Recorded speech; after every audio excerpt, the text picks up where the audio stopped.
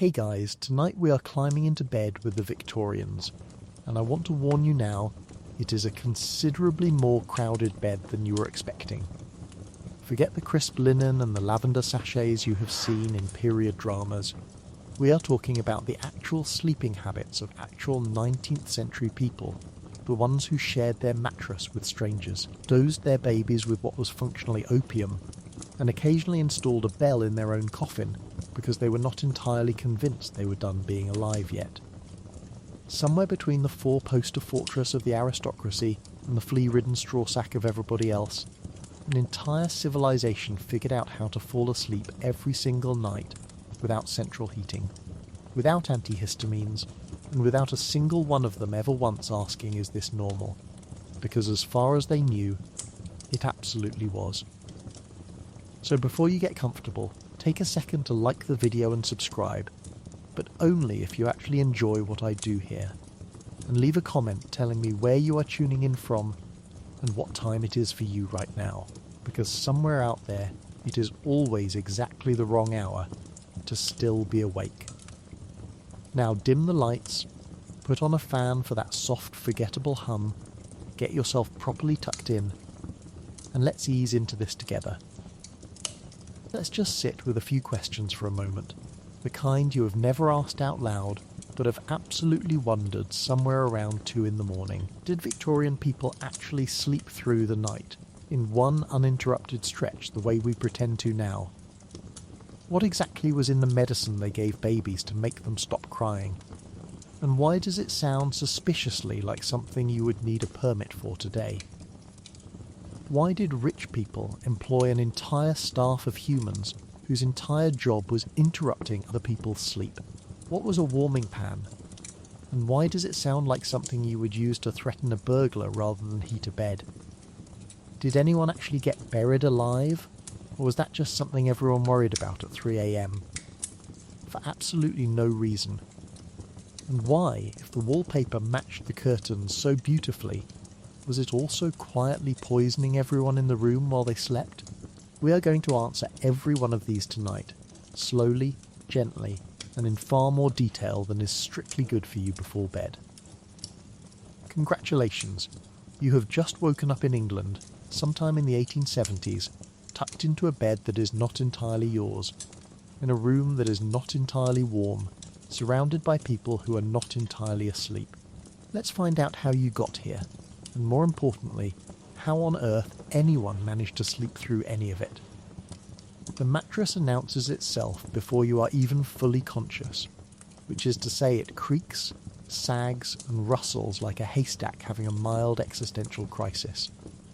You blink up at a canopy of dust-coloured fabric, or, if you are considerably less fortunate, at bare rafters and a damp patch shaped vaguely like a country you cannot name. Either way, the first honest thought of your Victorian morning is not good morning. It is where, precisely, am I, and who precisely is breathing on me? If you are lucky enough to be lying on a proper feather bed, the mattress beneath you is a soft, shifting continent of goose down that seems to swallow you whole, leaving a person-shaped crater that will still be there tomorrow because nobody has invented memory foam, only memory bruising. If you are not lucky, you are lying on a straw-stuffed sack called a paillas, which sounds elegant in French and feels, in practice, like sleeping directly on top of a broom. Somewhere in the middle sits horsehair, a mattress filling so famously firm that generations of Victorians grew up believing back pain was simply a personality trait you developed in your 20s, like a taste for sherry. The room itself has spent the entire night pretending to be outside. There is no furnace humming away in a basement, no thermostat you can nudge up 2 degrees without leaving the bed. There is, at best, the dying orange memory of a coal fire 2 rooms away, and at worst, actual frost feathering the inside of the window glass. Because yes, the inside. You exhale and watch your own breath hang there in front of your face like a tiny judgmental ghost, which is your body's way of reminding you that you are currently sleeping in what is functionally a very well decorated meat locker. If you are the lady or gentleman of the house, this cold at least comes wrapped in some dignity. Your four-poster bed has thick curtains you can draw tight around yourself at night, creating a sort of upholstered pocket universe that traps a little of your own body heat, assuming you have not been kicking those curtains open in your sleep like a person starring in their own home invasion nightmare. If you are a servant, a lodger, or anyone below the stairs, your bed has no curtains, no canopy, and quite possibly no legs, and the cold simply arrives on schedule every night like an extremely punctual and deeply unwelcome house guest. The light, such as it is, tells you nothing useful about the hour. There are no glowing numbers on a nightstand, no phone screen to squint at with one eye while silently negotiating with yourself about 5 more minutes. There is only whatever grey seeps through the curtains, or, if you have money, the flicker of a servant already up and moving somewhere below, having lit the kitchen range a solid hour before you're even required to acknowledge that morning exists. Somewhere in this house, someone has already been awake long enough to be tired of being awake, and it is almost certainly not you. Unless you are that someone, in which case our sincere condolences. The sounds arrive before you have fully sorted out where your limbs are. Floorboards groan under someone's feet in the corridor. The distant church bell somewhere across the city counts out an hour you have not yet learned to fear. If you share your room, and there is a fair chance you do, you can hear another person's breathing change as they surface too, along with the particular rustle of someone reaching for a chamber pot with the brisk, businesslike urgency of a person who has done this in the dark 1,000 times before and does not intend to make a production of it now. Then there is the smell, and we should be honest with you about the smell, because nobody in a period drama ever mentions it. Tallow candles leave a faint, greasy, meaty scent hanging in the air from the night before. The chamber pot, wherever it is tucked, has quietly made its presence known well before anyone has emptied it. Coal smoke has worked its way into the curtains, the blankets, your own hair, so thoroughly that a Victorian person's idea of smelling clean is really just smelling like slightly less coal than everyone around them. It is less an alarm clock and more an aroma clock, and it is not subtle. Getting up is its own small act of courage. There is no warm bathroom tile waiting for your feet, no underfloor heating, nothing but bare, ice-cold floorboards or, if you are fortunate, a thin strip of rug that offers all the insulation of a folded napkin. You hop, wince, and shuffle your way toward whatever clothing was draped over a chair the night before. Clothing that has spent the last 8 hours becoming exactly as cold as the room, because fabric, unlike people, does not generate its own body heat, a fact your fingertips are about to rediscover in real time. There is also the small matter of remembering, in that first foggy moment, exactly which bed you are even in. Servants sometimes rotated rooms between postings, travellers woke in unfamiliar lodging houses, and children shuffled between siblings' beds, depending on who had kicked whom the night before. Waking up requires a genuine act of orientation, a quick mental inventory of walls, ceiling, and the particular quality of cold in the air, before you can even begin to answer the far more pressing question of whether it is actually time to get up, or whether you have simply surfaced during that miserable stretch of early morning, when the fire has gone out but the household bell has not yet rung. Compare that to your own mornings, waking in the same bed you fell asleep in, under the same climate-controlled ceiling, with a phone quietly logging exactly how many hours of sleep you failed to get. You know instantly where you are, what time it is, and how disappointed you should be in yourself.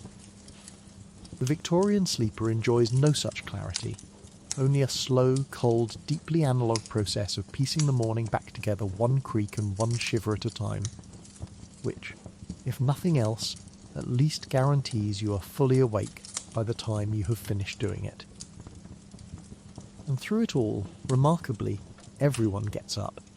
Every single morning, across every rank of this deeply uneven society, an entire nation of people claw their way out from under blankets and straw and horsehair and feathers into rooms cold enough to keep meat fresh, and they simply get on with it, without a single electric blanket, without a single space heater, without so much as a strongly worded complaint to a landlord who does not exist yet in the modern sense.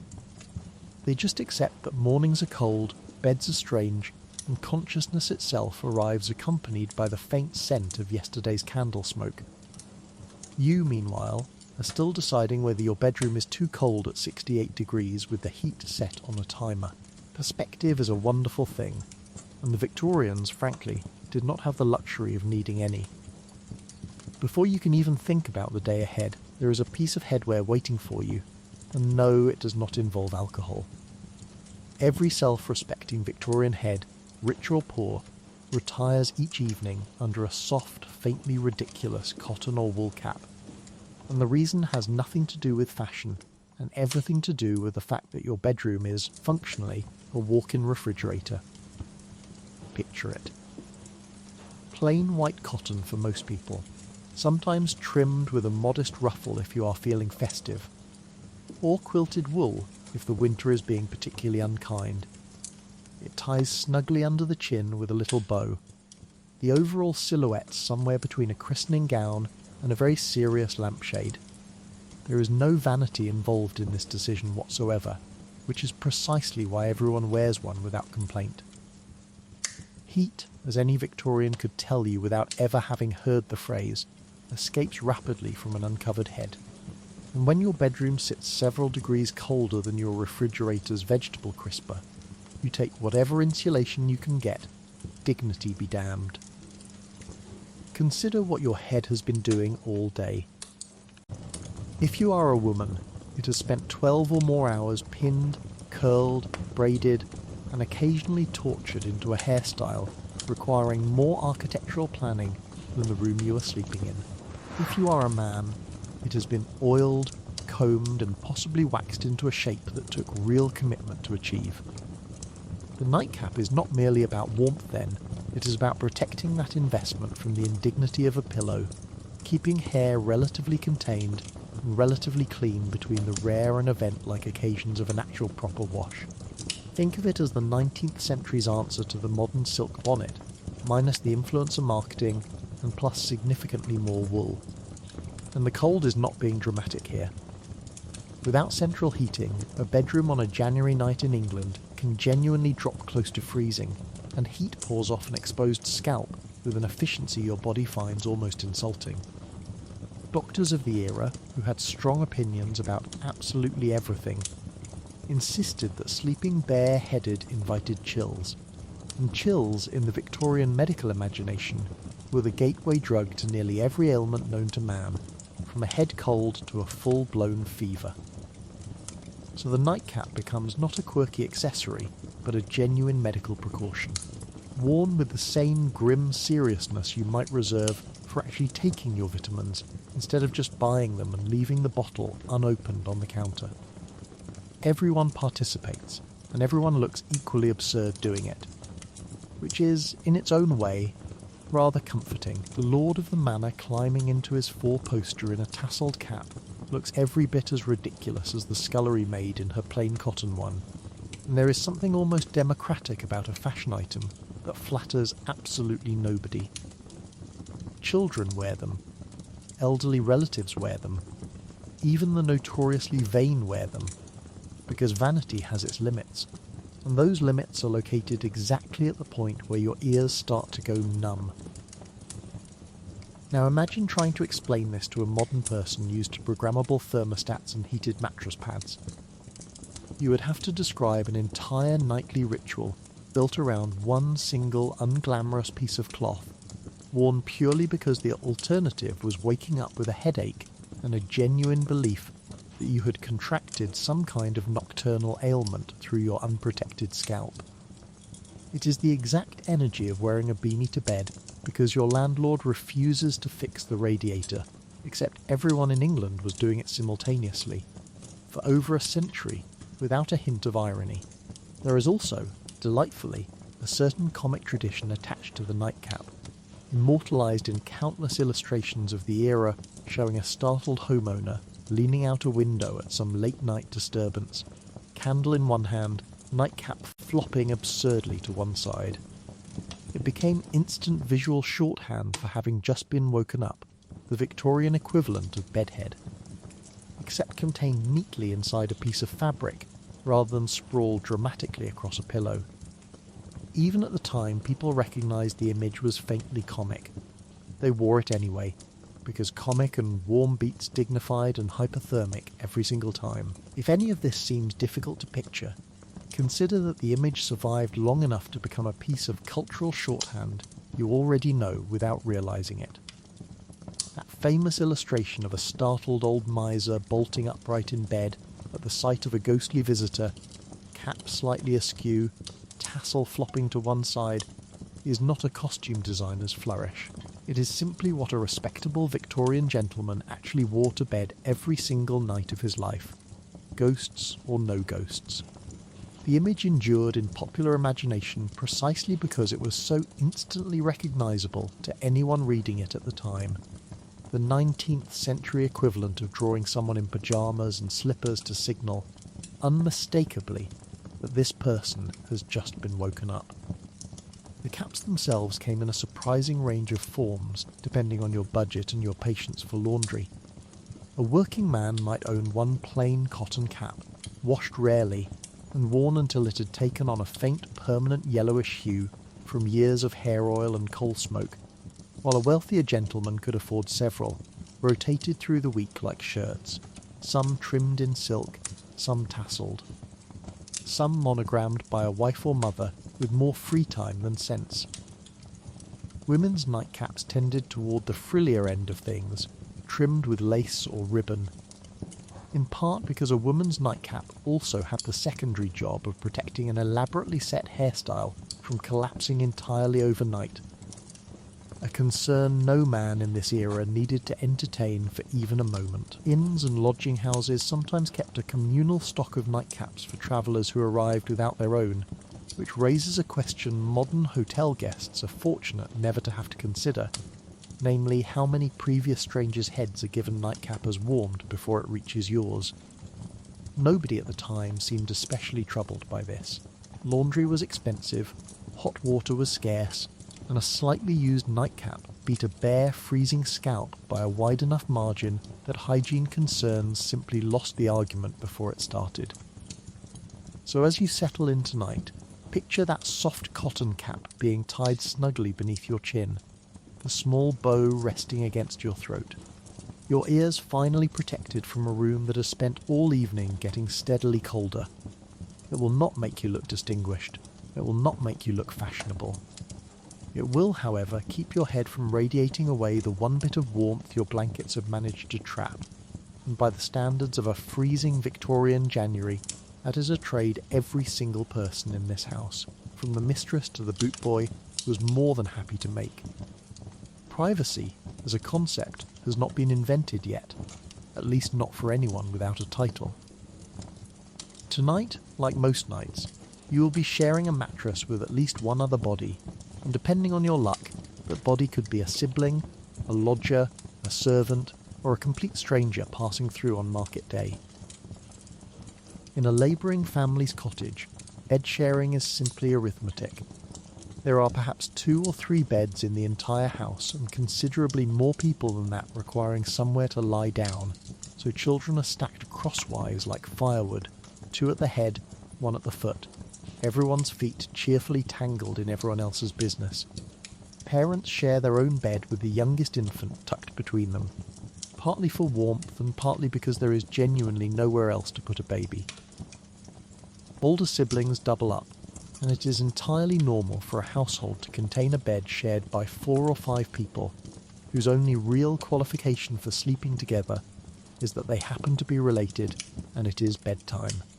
Lodging houses take this arrangement and remove even the comfort of familiarity.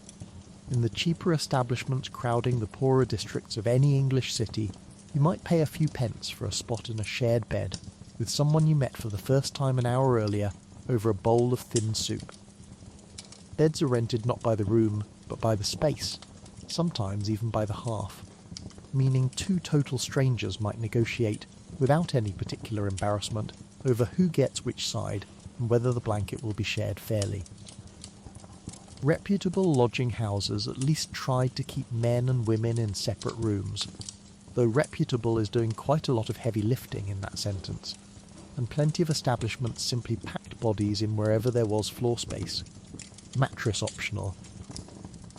Even servants in a grand house are not spared this particular intimacy. A housemaid might share a narrow attic bed with another housemaid, not out of any tenderness, but because attic space is limited, and nobody in charge of the household budget is going to pay for twice the bedsteads when one will comfortably, or at least tolerably, sleep two. Imagine your current roommate situation, except you did not choose this person, you cannot leave, and the lease, such as it is, runs for as long as you both remain employed, and neither of you catches something contagious. There is an entire etiquette that develops around this forced closeness, unspoken but rigorously observed. You learn which direction to face.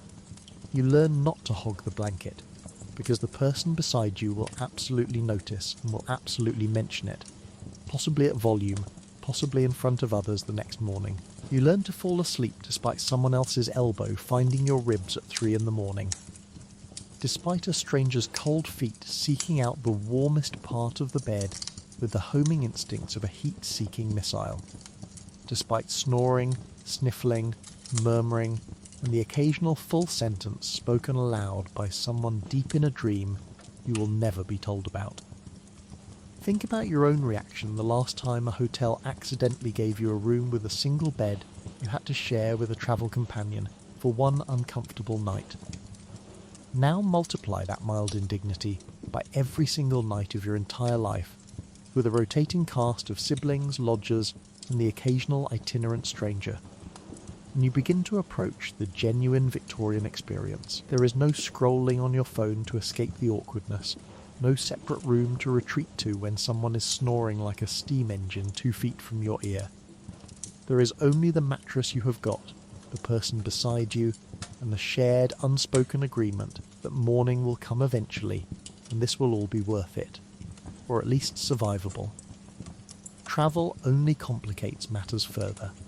Coaching inns along the major roads out of London routinely bedded down passengers several to a room, and on a busy night, several to a bed, regardless of whether those passengers had exchanged more than a nod of greeting over dinner.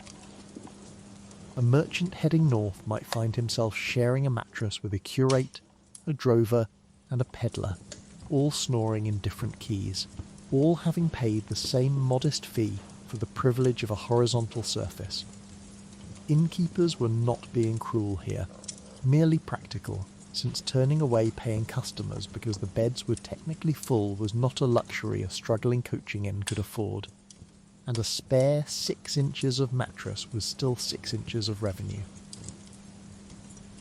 Investigators and social reformers touring the poorest tenements later in the century documented arrangements that would make a modern hostel dormitory look positively palatial by comparison, describing entire families and unrelated lodgers packed into a single room, sleeping in shifts on rotated straw, sometimes arranged head to foot along a shared mattress like sardines packed with slightly. More sentimentality. Bodies pressed together not for affection, but for sheer thermal efficiency, since a room full of sleeping people generates a surprising amount of warmth collectively, a phenomenon farmers already understood perfectly well about livestock and applied, without much fuss, to their own children. In the industrial towns springing up around the mills and factories, sharing a bed sometimes stops involving the same 2 people entirely. Workers on rotating shifts occasionally rented what amounted to a warm spot rather than a bed of their own, one man climbing in to sleep the moment another rose to walk to the factory floor, the mattress never actually cooling down between occupants, because someone new arrives to claim it within minutes. Neither party necessarily meets the other, exchanging the space instead like a relay baton made of straw and someone else's leftover body heat. An arrangement that turns a bed from personal property into something closer to a shared appliance running in permanent use around the clock. Curiously, this crowding was rarely discussed as a hardship at the time, at least not by the people living it. It was simply how beds worked, the same way you do not narrate your own use of a shared refrigerator. Reformers and social investigators peering into these crowded rooms from a comfortable distance found the arrangement scandalous, worrying loudly about morality and contagion and the general propriety of unrelated bodies stacked together under one blanket. The people actually doing the sleeping had considerably more pressing concerns, chiefly staying warm and getting through to the next bell, whistle or crowing rooster with whatever rest they could manage. Personal space, as it turns out, is a luxury invented largely by people who already had plenty of it. Someone approaches your bed carrying what looks, unmistakably, like a weapon, a long-handled brass pan filled with glowing coals. This is not an assault. This is hospitality. This is the warming pan, and its entire purpose is to be dragged briskly across your icy sheets moments before you climb into them. Picture the object itself for a moment, because it deserves a proper introduction. A shallow brass or copper pan, roughly the size of a large frying pan, sits at the end of a wooden handle stretching several feet long, giving the whole apparatus the unmistakable silhouette of something you might use to fend off an intruder rather than prepare a mattress. The lid is perforated with small decorative holes, both to let a little heat escape and to stop the whole household from waking up to the smell of smouldering linen. Inside sit a handful of hot embers, scooped fresh from the kitchen range or the bedroom fire, glowing a deep, dangerous orange in the dark. A servant, almost always a servant, carries this thing up flights of cold stairs, through corridors lit only by a single candle, timing the whole operation so the pan is still radiating heat by the time it reaches your bedroom. There, in a scene that would look faintly alarming to modern eyes, they sweep the pan briskly back and forth across the sheets, never letting it linger in one spot too long, because brass filled with hot coal has an entirely undiplomatic relationship with cotton fabric and will scorch it without so much as a warning. Done correctly, the sheets end up merely toasty. Done carelessly, an unlucky household finds a neat brown pan-shaped scorch mark burned directly into the linen, a small monument to someone's momentary lapse in concentration. This is, in effect, the Victorian equivalent of preheating your bed the way you preheat an oven, except the stakes involve actual fire rather than a beeping timer, and the margin for error is measured in seared cotton rather than an overdone casserole. There is no setting labelled medium. There is only judgment, experience, and a servant who has ideally done this every single night for years and can gauge exactly how long the pan should stay in contact with any given patch of sheet. Naturally, access to this small nightly luxury depends entirely on where you sit in the household hierarchy. The lord and lady of the house can expect their bed warmed as a matter of routine, the coals refreshed, the timing calibrated so the sheets are at their most inviting exactly when they retire. Servants performing this task, meanwhile, climb into their own beds afterward with whatever residual warmth their bodies can generate unassisted, because nobody is coming to warm their sheets in turn. It is an oddly literal illustration of how heat, like most resources in this era, flows reliably upward and rarely, if ever, flows back down. For families without servants at all, which is to say the overwhelming majority of England, the warming pan, if a household owns one, becomes a shared domestic tool rather than a personal service. A mother might warm the children's bed before her own, working her way through the household in careful order, coals slowly cooling with each stop, so that whoever sleeps last in the rotation gets considerably less benefit than whoever went first. Poorer households skip the brass pan altogether and improvise, wrapping a heated brick or stone in cloth and tucking it down near the feet, a method with a much lower risk of scorch marks and a much shorter shelf life for warmth, cooling within the hour like an ambition nobody quite followed through on. Consider your own electric blanket humming away on a low setting, silently and safely doing in 5 minutes what an entire domestic operation once required a servant, a staircase, a fire, and a genuine risk of arson to accomplish. You press a button. A Victorian household mobilises actual burning material and transports it through a dark house on the end of a stick, all in service of the same modest goal. Sheets that do not feel like lying down on a slab in a Victorian morgue, which incidentally is a comparison contemporary writers made often enough that it was practically a cliche even then. By day, incidentally, this same warming pan often leads a second life as household decoration, hung on a wall beside the fireplace, where its polished brass face catches the firelight and reflects a warm, flattering glow across the room. Visitors admire it as a handsome piece of metalwork, perhaps commenting on the engraving around its rim, with no particular awareness that by 9 o'clock that evening it will be full of hot coal and swinging determinedly across someone's bedsheets. It is, in effect, doing double duty as both functional bed warmer and home decor. A combination modern interior design has never quite managed to replicate. Mostly because nobody wants a fire hazard mounted above their sofa. Not every household can justify owning one, of course, since a good brass or copper warming pan is a genuine investment, priced well beyond the means of a labourer's cottage. For these families, the hot brick or heated stone wrapped in flannel does the job adequately, if briefly, requiring nothing more elaborate than an oven, a fireplace, and a spare bit of old cloth. Some households favour a stoneware bottle filled with hot water instead, sealed with a cork stopper, functioning as a rough ancestor of the rubber hot water bottle you might still keep in a cupboard today for the occasional stomachache or stubbornly cold February night. The principle across every version, wealthy or poor, remains exactly the same. Borrow some heat from the fire. Smuggle it into the bed before anyone actually needs to lie down, and hope it lasts long enough to matter. There is naturally a persistent undercurrent of risk running through all of this.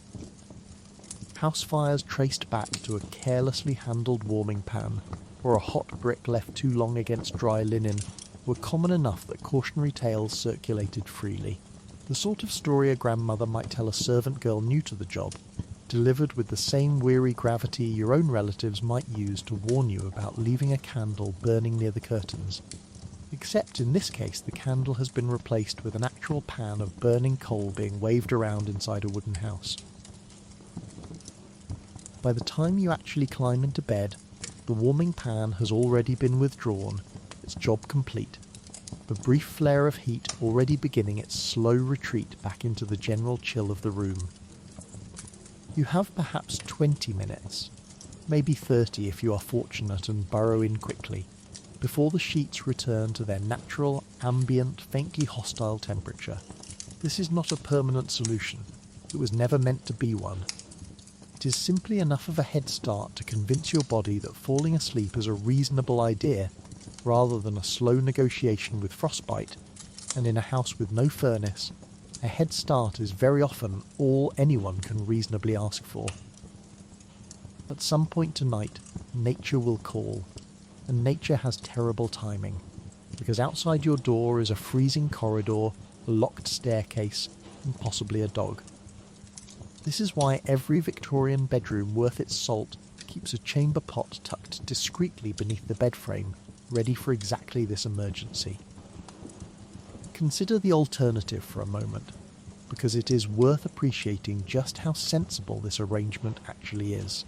Leaving your room in the middle of the night means finding your slippers in the pitch dark, locating a candle, striking a match without setting fire to the curtains, and then navigating a corridor colder than the room you just left, past other closed doors, downstairs that creak loudly enough to wake the entire household, toward a privy that sits, more often than not, at the far end of a garden, fully exposed to the elements, in January, at 2 a.m. No modern person, faced with this exact obstacle course, would blame a single Victorian for choosing the pot under the bed instead.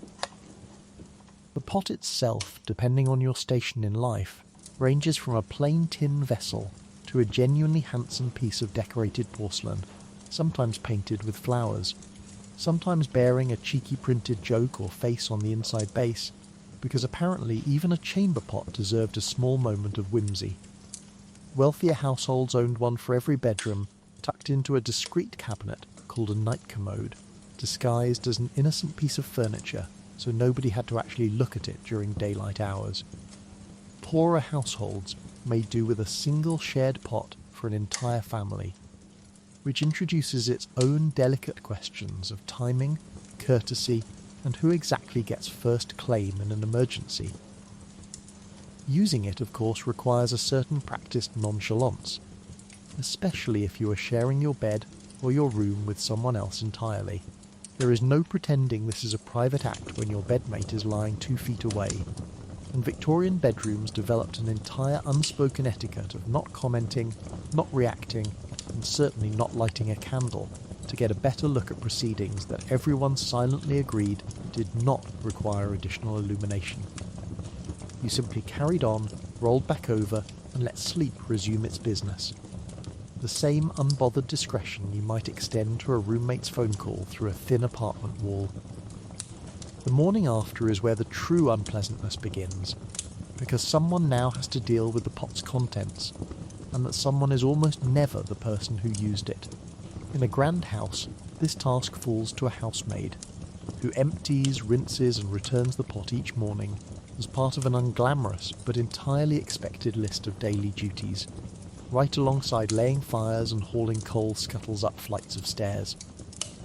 In poorer households, whoever is up first, usually the woman of the house, carries the pot out to the privy or the street to empty it, sometimes tipping the contents straight into an open gutter running down the middle of the road.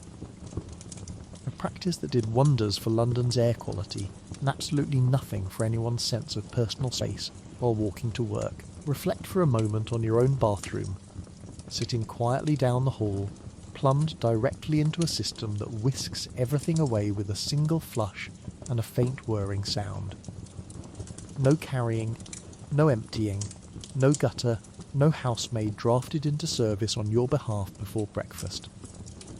The Victorian arrangement, by comparison, required an entire small daily infrastructure of ceramic vessels, designated emptiers, and carefully agreed upon social silence, all in service of a need every single human being shares equally, regardless of rank, wealth, or how nice your wallpaper is.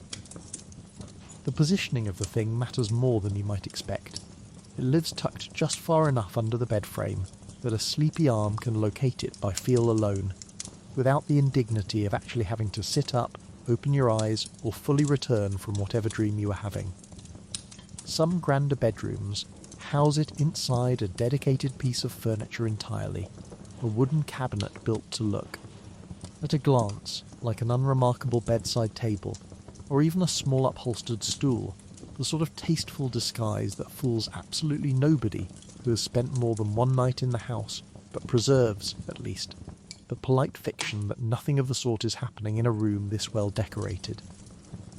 It is roughly the same energy as a modern hotel tucking the minibar behind a wooden panel. Technically concealed, functionally obvious to anyone who has ever stayed in a hotel before. Larger households sometimes graduate to a slop pail as well, a bigger, less delicately painted vessel, meant to receive the contents of several smaller chamber pots each morning, before the whole unglamorous collection makes its way outside.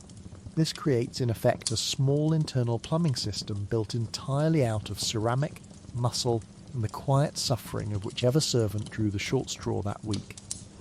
There is no pipe carrying any of this away on its own initiative. Every drop of it travels by hand, down a staircase, out a door, and into whatever gutter, cesspit or night soil cart the neighbourhood has arranged. A system that functioned, more or less, right up until the point a city the size of London produced more of it than any gutter could reasonably be expected to handle. Think too about the sound of the thing in a shared room at night. A small ceramic clink and a distinctly recognisable series of noises that everyone present has silently agreed never happened, filed away in the same mental folder as a modern person's studious refusal to acknowledge what they can clearly hear through a thin bathroom wall at a dinner party.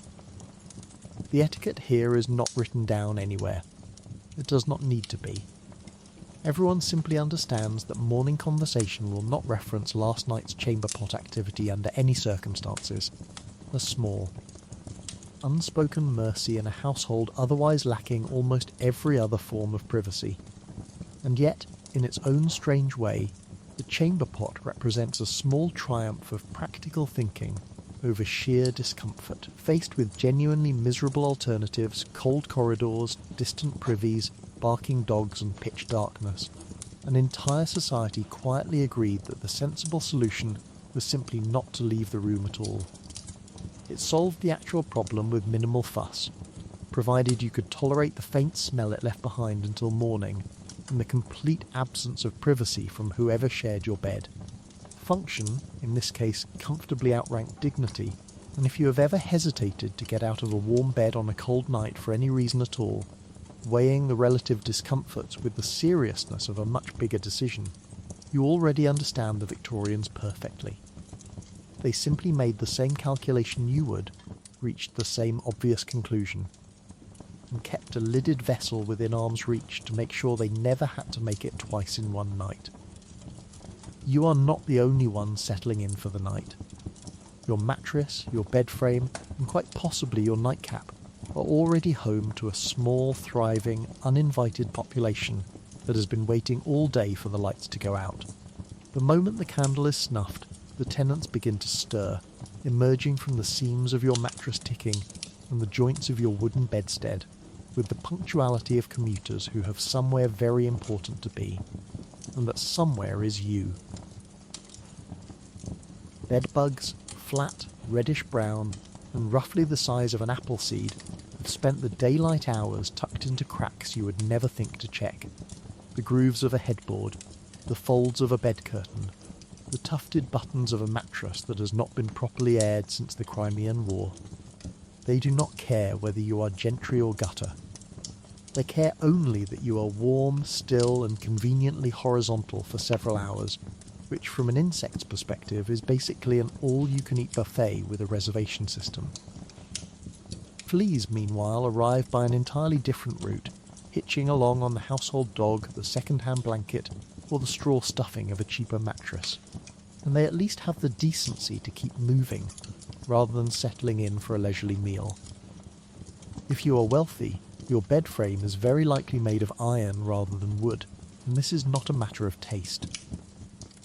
Iron bedsteads became fashionable precisely because bugs cannot burrow into a smooth metal joint the way they can into the warm, splintered crevices of an old oak frame, which means your four-poster fortress is, among its many other functions, also a pest control strategy dressed up as furniture. The poor enjoy no such luxury. Their wooden frames, passed down, borrowed or bought second-hand from someone equally desperate, are essentially a bedbug hotel with excellent reviews, 5 stars, would infest again. The remedies available to you are, charitably, a mixed bag. There is turpentine, dabbed into cracks with a feather, which does technically kill the bugs, along with your sense of smell for the rest of the evening.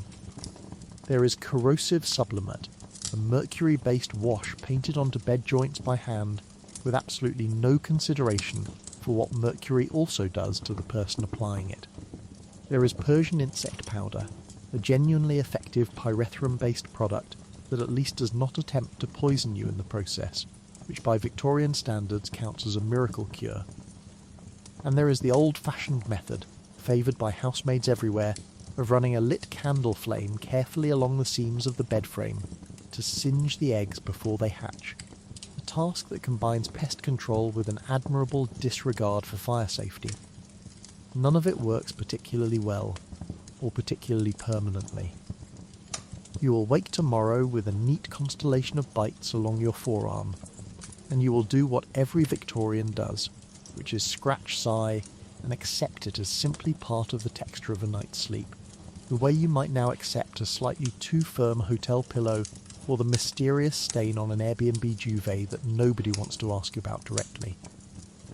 There is no pest control hotline to call. There is no 1-star review to leave for the mattress. There is only you, your itching wrists, and the quiet understanding that somewhere in the walls, the next generation is already hatching. Servants, naturally, fare worse than everyone. Their mattresses are thinner, older, and aired even less frequently. Tucked as they are into attic rooms, nobody with authority ever bothers to inspect. A housemaid might spend her one afternoon off each fortnight, not resting, but boiling her sheets in a desperate, largely symbolic attempt to reclaim her own bed. An effort roughly as effective as vacuuming a beach. The wealthy, for their part, retain a certain smugness about the whole business, convinced that expensive linen and imported feather pillows place them above such indignities, blissfully unaware that bugs do not check the thread count before moving in. Consider, for a moment, how thoroughly modern life has spared you this particular horror. Somewhere in your home right now there is very likely a can of insect spray, a mattress protector specifically engineered to keep unwelcome guests out, and the reassuring knowledge that if things ever did get truly biblical, a professional in a hazmat suit could be summoned within 24 hours. Your Victorian counterpart has none of this. He has a candle, a rag soaked in turpentine, and a bedtime ritual that amounts to going to war with an enemy he cannot see, cannot count, and absolutely cannot win against. He simply gets bitten, tells himself it builds character, and tries again tomorrow night, same time, same losses. There is a nightly ritual to all this that nobody ever writes down, because everybody already knows it. Before you climb into bed, you run a candle slowly along the seams of the mattress and the joints of the frame, checking for the telltale dark specks that mean company has already arrived, a sort of hand-rolled, open-flame version of checking hotel reviews before you unpack your suitcase. Some particularly hopeful households draw a thin line of chalk around the legs of the bed, on the theory that insects will not cross it, a piece of folk wisdom that works about as reliably as leaving a bowl of vinegar out to ward off mosquitoes, which is to say not at all, but everyone keeps doing it anyway, because doing something feels better than doing nothing. Fleas present their own special indignity, since unlike bedbugs they do not politely stay put in the mattress, but travel with you, hopping from the dog, the second-hand coat, or the straw underfoot straight into your hair and your stockings. Housemaids comb each other's hair by candlelight, looking for them the way modern parents scan a child's scalp after a lice notice from school, and the poor, whose bedding is aired far less often than the rich, tend to develop the particular distracted scratch that marks a person who has simply stopped expecting an itch-free night. Shaking the bedclothes vigorously out of the window each morning is meant to dislodge the worst offenders, a practice that mostly succeeds in relocating your fleas to whichever unlucky neighbour happens to be walking beneath your window at the time. There is, if you squint, something almost democratic about the whole miserable arrangement. The bedbug does not care about your title, your income, or the quality of your nightcap. It bites the Duke in his four-poster exactly as enthusiastically as it bites the scullery maid in the attic, which makes it, in its own small and deeply unwelcome way, one of the few truly classless institutions in all of Victorian England. Somewhere, a social reformer is presumably taking notes, and somewhere else, an insect is taking a very small, very satisfied bite. By morning you will have made peace with it, the way you make peace with a leaky faucet or a car that makes a strange noise you have decided not to investigate. The bites fade in a few days, new ones will already be arriving to replace them, and tonight, once again, the lights will go out, and the tiny landlords of your mattress will collect their rent whether you consent to the lease or not.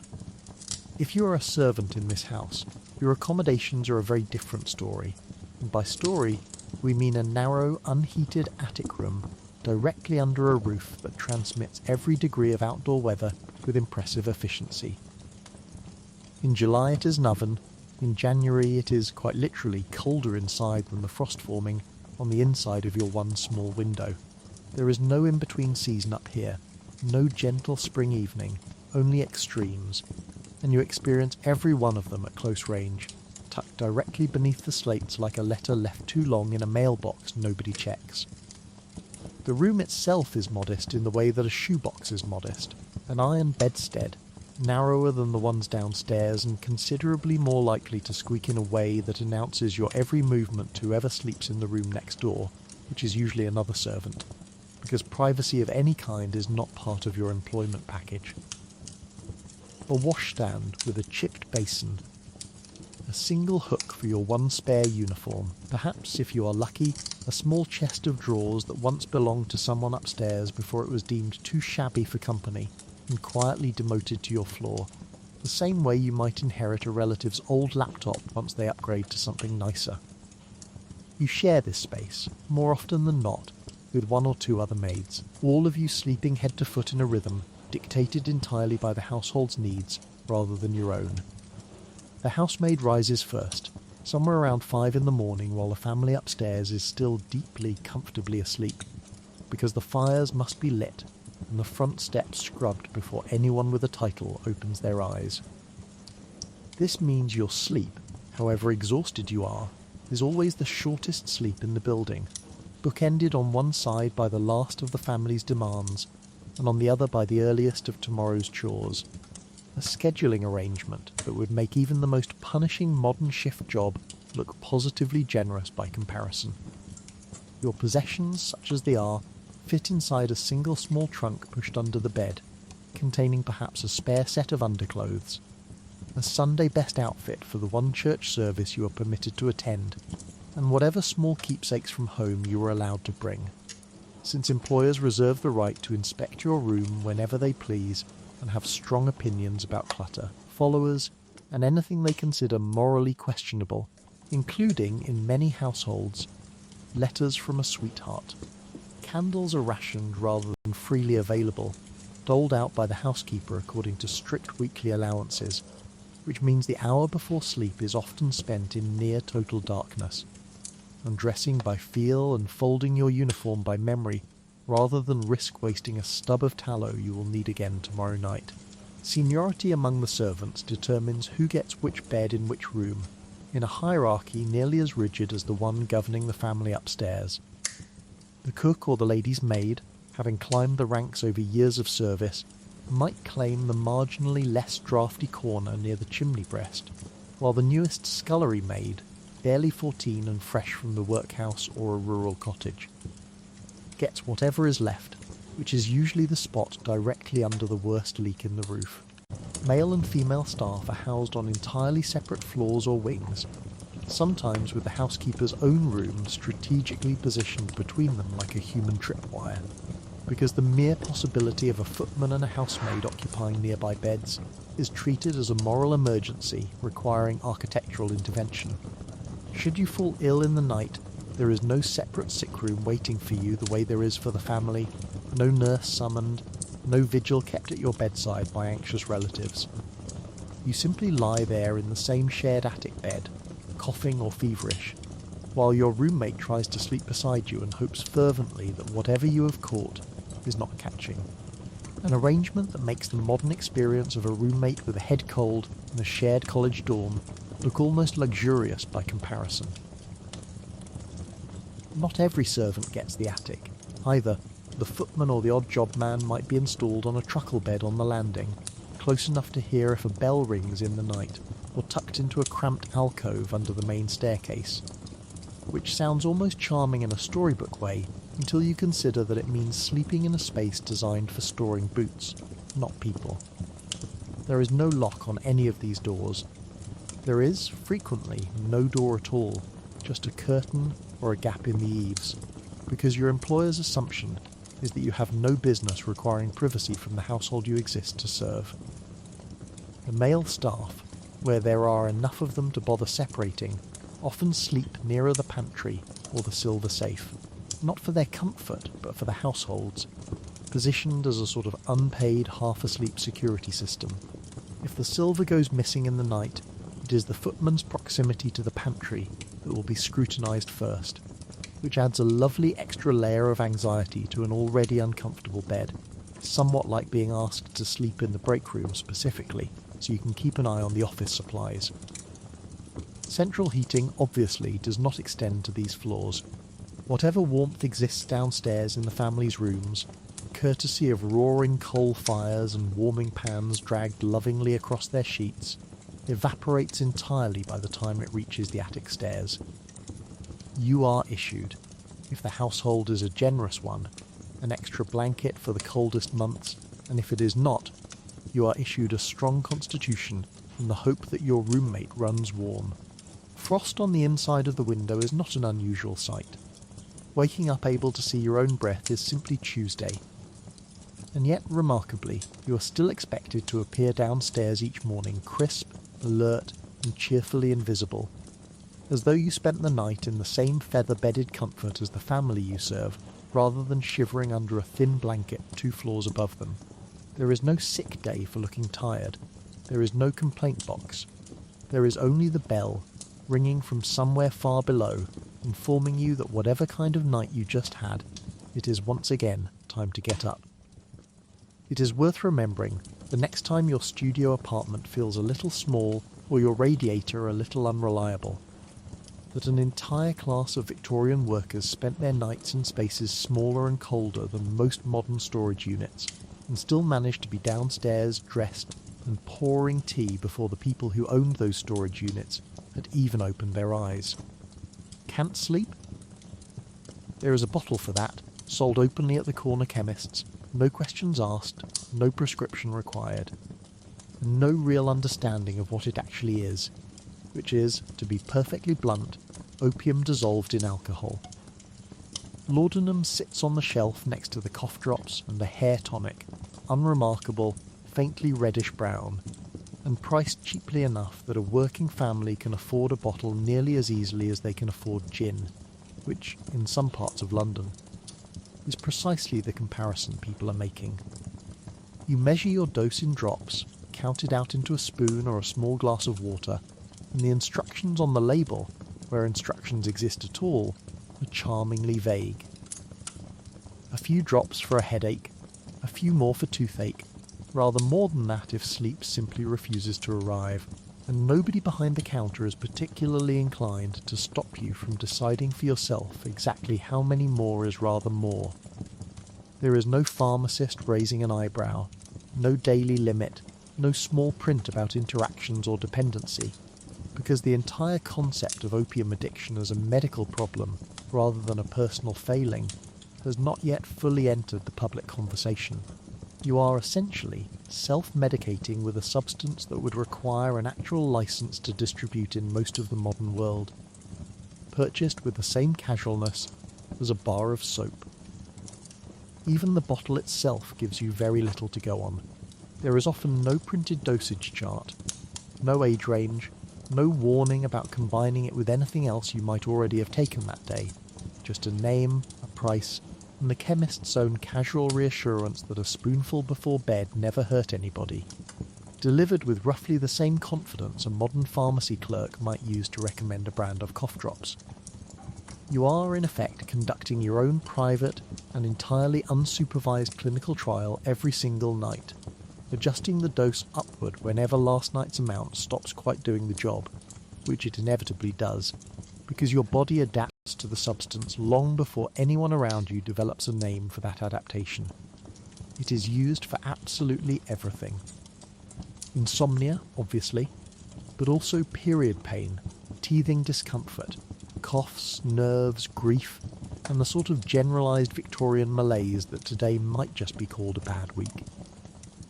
Poets and writers take it too, in the same houses where it is quietly stocked for the children, and more than one literary genius of the era has spent long stretches of his career composing verse under its influence, which perhaps explains why so much Victorian poetry feels like it was written by someone very calmly floating 6 inches above their own furniture. It crosses every class line effortlessly. The wealthy purchase it in an elegant little bottle with a proper label from a respectable chemist. The poor buy the same tincture from a corner shop, sometimes stirred into a drink with an even less reassuring name, and the effect, chemically speaking, is identical no matter how nice the packaging looks. The appeal, of course, is obvious. It works.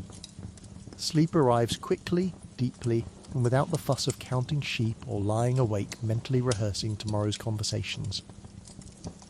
Pain dulls. Anxiety softens for a population working impossibly long hours in impossibly loud, impossibly uncomfortable conditions. A bottle that guarantees several hours of genuine unconsciousness looks less like a vice and more like a small, reasonably priced miracle. Nobody's selling it, and precious few people buying it are thinking in terms of dependency, tolerance, or what happens when the same dose that used to work no longer touches the sleeplessness at all, requiring just a few more drops next time, and then a few more after that. Some of the era's most celebrated writers make no secret of their habit. If anything, they practically advertise it.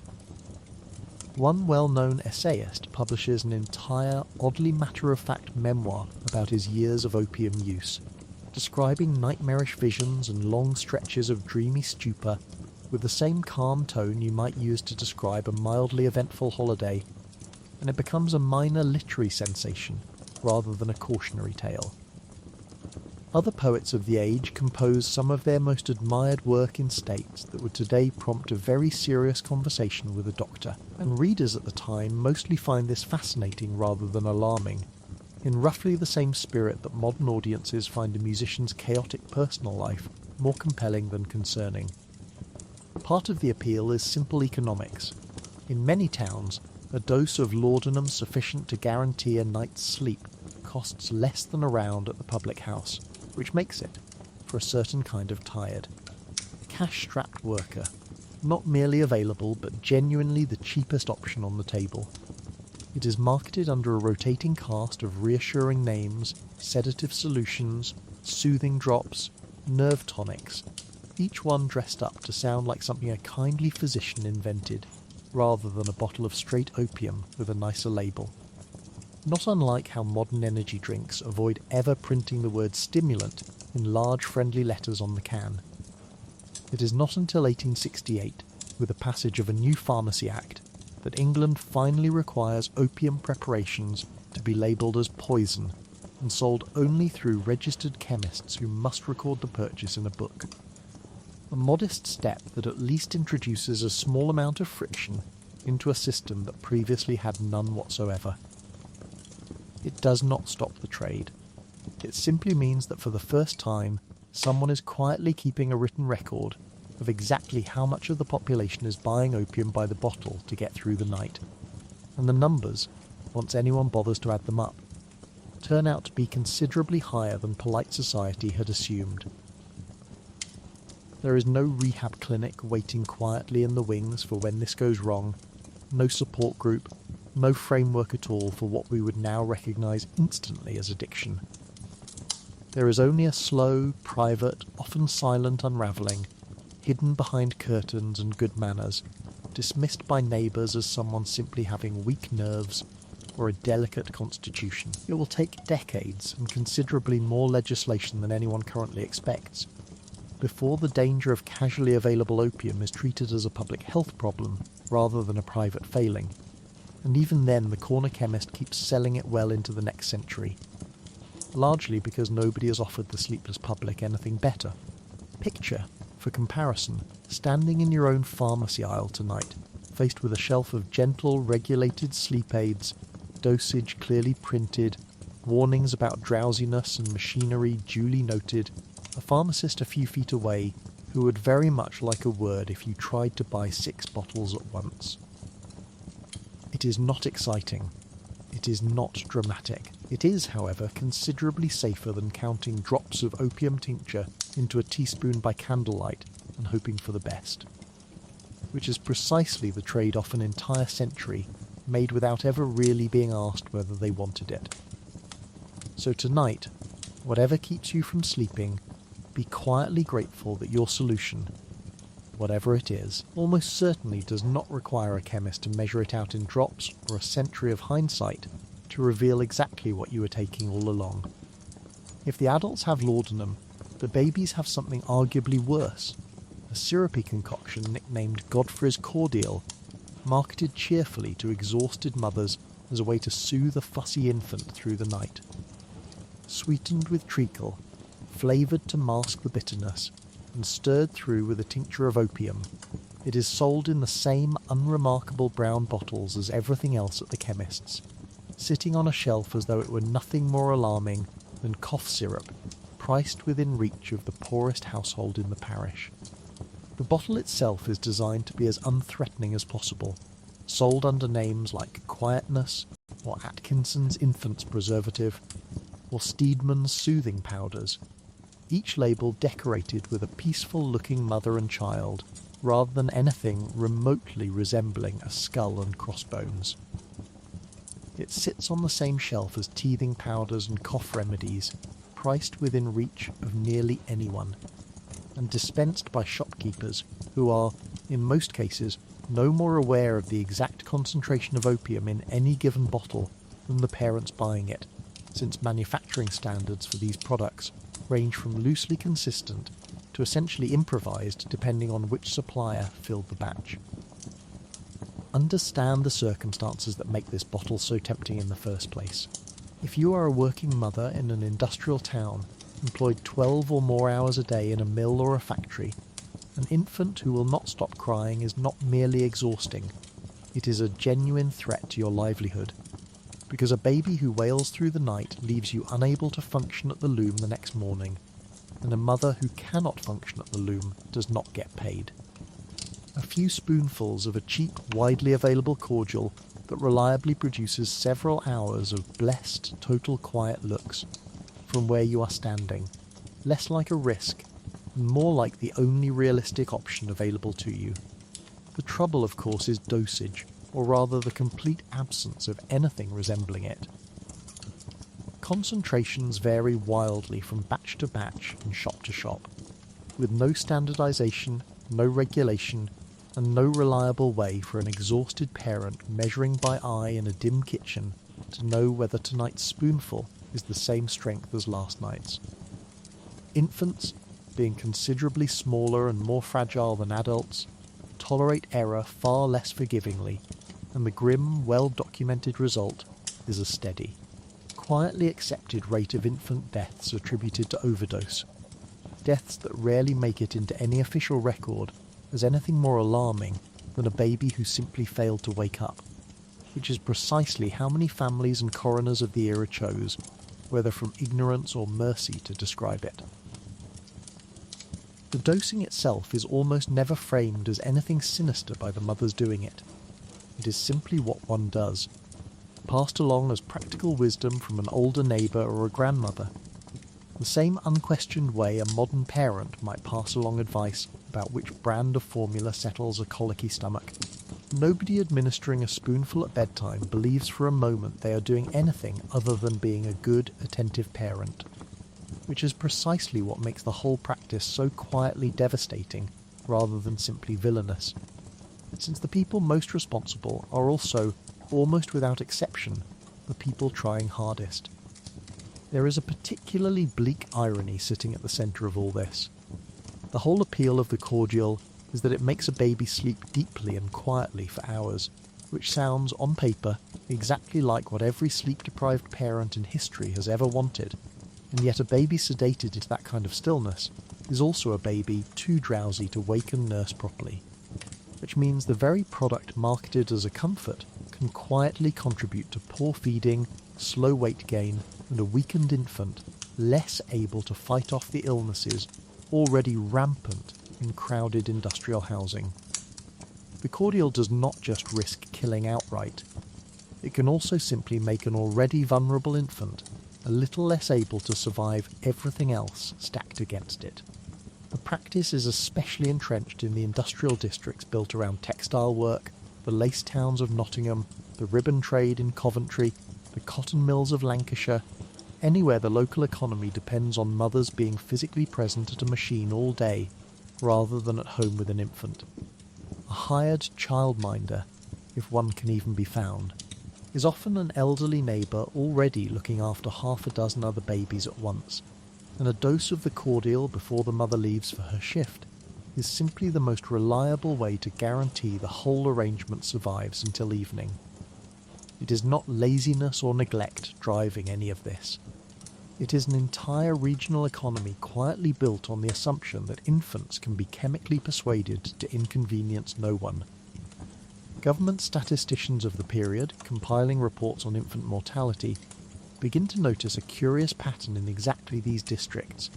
Death rates for babies under 1 year running well above the national average, and physicians investigating the discrepancy keep arriving at the same uncomfortable answer. Medical men publish increasingly pointed warnings through the 1850s and 1860s about the routine dosing of infants with opiate syrups, warnings that make their way into newspapers and parliamentary reports alike, and still the bottles keep selling, because the underlying problem. Mothers with no realistic alternative for infant care during a long factory shift does not go away simply because someone has written a stern letter about it. Doctors and social reformers do eventually take notice, horrified at what amounts to an entire generation of infants being routinely dosed with opium by well-meaning, desperate parents who have no other childcare options and no reason to distrust a product sold legally at the shop on the corner. Parliament, by the late 1860s, begins tightening the sale of poisons including opium preparations, though enforcement in poorer districts remains patchy for years afterward, and the cordial continues circulating quietly under various names long after respectable opinion has turned firmly against it. None of this, it should be said plainly, reflects any particular cruelty on the part of Victorian mothers. Quite the opposite. These are, almost without exception, parents doing their exhausted best with the tools society has handed them. Tools that happen to be dangerous well beyond what anyone selling them over the counter was willing to admit. It is a genuinely grim piece of history, and the dry observation the record leaves us with is simply this. A baby who slept through the entire night, back then, was not necessarily a baby who was well rested. Sometimes it was simply a baby who had been given rather a lot of opium, and everyone involved chose, understandably, not to look at that fact too closely until it was already too late to matter. Whatever you think about your own baby's 3 a.m, wake-up calls, or your own long-ago infancy, there is a quiet comfort in knowing that modern sleep struggles, however maddening, are at least being solved with white noise machines and sleep consultants, rather than anything sold in a brown glass bottle with no label telling you how much is too much. That gorgeous emerald green wallpaper in the good bedroom, the one everyone compliments, is achieving its brilliant colour using a pigment called Scheele's green, which is, unfortunately, arsenic-based. It coats the walls of fashionable parlours and bedrooms across the country, prized precisely because no other dye on the market produces quite so vivid, quite so covetable a shade of green. The Victorian equivalent of a paint colour so popular it shows up in every home renovation show at once, except this particular colour happens to be laced with a deadly poison, a detail conspicuously absent from the wallpaper sample book. The colour itself is something of a marvel by the standards of the day, richer and more stable than any green achievable with older plant-based dyes, which is exactly why it becomes so fashionable so quickly, turning up not just in wallpaper, but in the trim of a dress or the leaves of an artificial fern sitting cheerfully on the mantelpiece. Nobody chooses this shade because they are careless. They choose it because it is, by every visible measure, simply the nicest green money can buy. And the notion that a colour could be dangerous is not yet part of anyone's shopping calculus. You sleep beneath it every night without a second thought, because why would you think twice about wallpaper? It has been hung by a respectable tradesman, chosen to match the curtains, and admired by every guest who has ever been shown into this room, all of which feels like more than sufficient reassurance. Nobody selling it to you mentions that the specific green depends on copper arsenite, nor that England's damp climate, so reliably present in every bedroom that has ever needed a fire simply to feel bearable, creates exactly the conditions under which certain moulds can interact with that pigment and release an invisible, garlicky-smelling arsenic gas directly into the air you are quietly breathing all night long. The symptoms creep in slowly enough that nobody thinks to blame the walls. Headaches, nausea, persistent unexplained fatigue. Sore throats and irritated eyes that never quite clear up no matter how much fresh air you insist upon during the day. Doctors of the period, faced with a patient complaining of vague, chronic unwellness, reach for every explanation under the sun, bad nerves, poor digestion, the general dampness of the English climate, before very many of them think to ask a single question about the wallpaper, because it has simply never occurred to anyone that home decor might be a slow. Ongoing act of self-poisoning conducted entirely for the sake of a fashionable colour scheme. Part of the problem is that the danger is genuinely invisible in every sense that matters. There is no discoloration to notice, no acrid smell that announces itself the way a gas leak might, just the same cheerful green paper it has always been, hanging there looking exactly as tasteful as the day it was hung. Servants dusting the room daily have no reason to suspect the walls themselves, and the family sleeping beneath it certainly does not associate a slightly stuffy feeling on waking with anything more sinister than a room that could use a good airing, which, if the windows are opened at all, mostly just lets the danger drift toward whoever happens to be dusting the curtains that morning instead. The wallpaper is only the beginning of it. Too, the same brilliant green pigment turns up in ball gowns, in artificial flowers pinned into hair and hats, in candles, in children's toys, and even in the dye used for some sweets. Meaning a fashionable Victorian household could theoretically be surrounded by arsenic at breakfast, at the dressmakers, and at bedtime, without ever once suspecting a common thread. Physicians investigating unexplained family illnesses occasionally stumble onto a pattern almost too tidy to believe. An entire household recovering steadily once moved temporarily into a different, undecorated room, only to relapse into the same vague sickness within days of returning to the green bedroom, a natural experiment nobody had actually intended to run. There is a particularly rich irony buried in all this, the kind of detail history seems to enjoy handing out for free.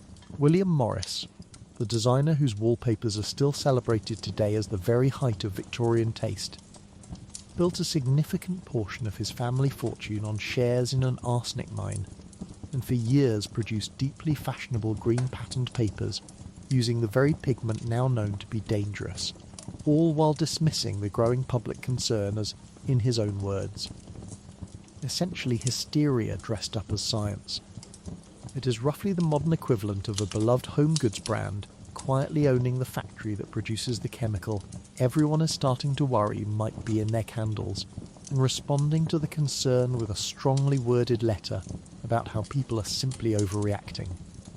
Meanwhile, you lie there each night in your beautifully appointed green bedroom, windows shut tight against the cold, curtains drawn, fire perhaps still smouldering in the grate, sealing the room into precisely the kind of still, damp, poorly ventilated environment in which any gas quietly leaching from the walls has absolutely nowhere else to go except directly into your lungs.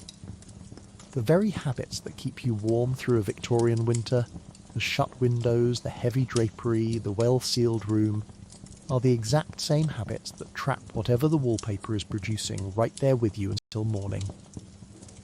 It is worth noting, too, that this is far from an isolated curiosity confined to a handful of unlucky households. One persistent historical theory holds that a certain deposed emperor, living out his final exile on a damp, poorly ventilated island in the South Atlantic, spent his last years surrounded by exactly this shade of arsenical green wallpaper in his sitting room. And while historians still argue over how much it actually contributed to his declining health, the fact that the theory is even taken seriously tells you everything about how widespread and how genuinely toxic this particular fashion choice turned out to be. It is difficult to think of a modern equivalent quite so absurd, though a scented candle recalled for containing an undisclosed neurotoxin would probably come close. It takes years of mounting case reports, dead canaries, and increasingly alarmed medical journals before public opinion finally begins to shift, and even then it shifts slowly. Because the wallpaper is popular, the pigment is cheap to produce, and nobody with financial interest in the arsenic trade is in any particular hurry to have the conversation.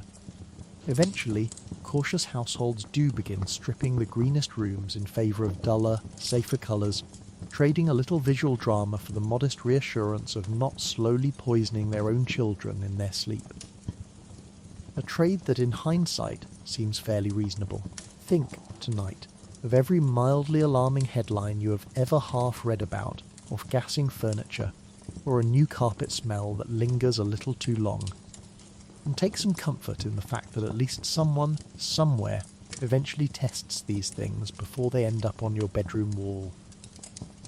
The Victorians got their test results the old-fashioned way, by quietly feeling a bit worse every single morning, until decades later, somebody finally thought to ask why. Somewhere in this house, or one very much like it, a death has occurred, and Victorian morning custom demands the clocks be stopped at the moment it happened, the mirrors covered in black crepe, and the whole household settle into an unsettling, ticking silence for sleep. You will not hear the familiar tick and chime that has marked every hour of your life in this house, because someone has gone around the rooms with careful, reverent fingers and stilled every pendulum they could find, freezing the entire home at the precise minute grandfather, or the baby, or the lodger upstairs stopped breathing. Nobody can quite tell you why, exactly, this is necessary, only that it has always been done, in the same tone people use to explain why you must never put new shoes on a table. The working theory, passed down through generations of nervous relatives, is that a ticking clock might somehow lure the departing soul back toward the world of the living. Or perhaps just that grief and ticking do not mix, the way a smoke alarm chirping its low battery warning does not mix with trying to nap. The mirrors get the same treatment, draped in black cloth or simply turned to face the wall, because a reflection, in this particular strand of folklore, is a tidy little trap for a soul still finding its way out of the building. Nobody wants Great Aunt Beatrice's spirit wandering the landing at 2 a.m. Because it caught sight of itself in the hallway looking glass and got distracted. The 19th century equivalent of getting sucked into your phone at midnight because a notification flashed. So the mirrors go dark, the curtains stay drawn, and the entire household moves through the day, and then the night, in a hush usually reserved for libraries and confession booths. If the death happened recently enough, the body itself is very likely still in the house, laid out in the parlour or the best bedroom, washed and dressed by the women of the family or a hired layer out, surrounded by candles that burn through the night, for reasons both spiritual and extremely practical, since a body left too long without proper ventilation and cooling makes its presence known in ways no amount of crepe can disguise. This is the origin of the wake, sitting up all night with the deceased, ostensibly to watch for any last flicker of life, because as you will discover in the very next segment, Victorian medicine's ability to confirm someone was actually, definitely dead, left a great deal to be desired. Practically speaking, it also meant somebody had to stay awake and alert through the small hours, trimming candles, swatting at the odd curious insect, and quietly topping up the brandy, all while trying not to fall asleep sitting bolt upright in a hard-backed chair 3 feet from a coffin. For everyone else in the house who is not on corpse-watching duty, sleep proceeds under conditions that can only be described as thick with atmosphere. The smell in the house has changed, a blend of beeswax candles, cut flowers brought in by neighbours, and undertones the flowers are specifically there to mask, all mixing together into something that clings to curtains and bedclothes for days. Every surface that usually reflects a bit of moonlight or candlelight back into a room now absorbs it instead. Black crepe, swallowing light the way a modern blackout curtain swallows a street lamp, except this blackout curtain is also doing double duty as a spiritual security measure. The stopped clock in the hallway, once a comforting tick you never consciously noticed, its absence somehow louder than its presence ever was, is not unlike suddenly noticing your refrigerator has stopped humming and lying there, wondering if you should get up and check on it. Mourning, for the Victorians, is not a private, contained sort of grief you quietly manage on your own time. It is an elaborate, visible production with its own wardrobe, its own stationery bordered in black ink of a thickness, precisely calibrated to the closeness of the relationship, and its own strict calendar, sometimes stretching to 2 full years for a widow, during which jewellery made from the deceased's own woven hair might be worn as a keepsake, a custom that sounds considerably stranger to modern ears than it did to anyone actually sitting in that darkened parlour. Photography, still a novelty and a luxury, is sometimes used for one final portrait of the departed propped naturally among the living family, a practice that later generations would find deeply unsettling, and Victorians found to be a perfectly sensible way of preserving a face they would otherwise never see again. There is, naturally, a wardrobe attached to all this grief, because Victorians did not believe in feeling an emotion without also dressing for it correctly. A widow is expected to spend a full year in what is called deep mourning, swathed head to toe in dull, light-absorbing black bombazine, a fabric specifically chosen because it has no shine whatsoever, followed by a further year of what is politely termed half-mourning, during which she may cautiously reintroduce grey, mauve or lilac, as though colour itself needed to be eased back in gradually, like a patient recovering from surgery. Jewellery, if worn at all in this period, is carved from jet, a black fossilised wood that catches no light and reflects no cheer, or else fashioned from the actual woven hair of the deceased, plated into brooches, rings and watch chains that modern eyes tend to find macabre, and Victorian eyes considered a perfectly touching way to keep a loved one physically close. Stationery gets the same treatment, envelopes and writing paper bordered in black ink, whose thickness is a coded signal of exactly how recently, and how closely, you have been bereaved, the 19th century equivalent of a status update if status updates were printed by a stationer and mailed with real hesitation. None of this wardrobe stops at daylight hours either. The household continues its performance of grief straight through the night, curtains drawn tightly enough to seal out even the faintest gas lamp glow from the street. Servants moving through corridors with a hush usually reserved for church, and every ordinary domestic sound, footsteps, doors, even the clatter of the coal scuttle, deliberately muffled out of respect. You settle into bed in this hush, knowing full well that tomorrow will look almost exactly like today. The same stopped clocks, the same shrouded mirrors, the same candle burning downstairs, because Victorian mourning does not resolve itself in a tidy week. It stretches on for months, sometimes years, an entire household quietly organising its sleep, its wardrobe, and its silence around an absence that refuses to hurry up and become the past tense. And through all of it, you are expected to sleep. You are expected to climb into your ordinary bed in your ordinary nightclothes and drift off in a house that has been ceremonially transformed into something between a chapel and a held breath, where every clock has frozen at the same terrible minute and every mirror has been blinded on purpose. There is no white noise machine for this. No calming playlist labelled thunderstorm sounds for deep sleep. Just the actual unfiltered silence of a home that has stopped pretending time is still moving. You lie there listening for the tick that will not come, acutely aware that somewhere down the hall, behind a closed door, a candle is still burning over someone who, as far as etiquette and superstition are both concerned, might technically still be listening. Sleep tight. The clocks certainly aren't going anywhere. Nighttime brings its own particular anxiety, and this one is a doozy. The very real Victorian fear of being mistakenly declared dead and buried, while still technically alive.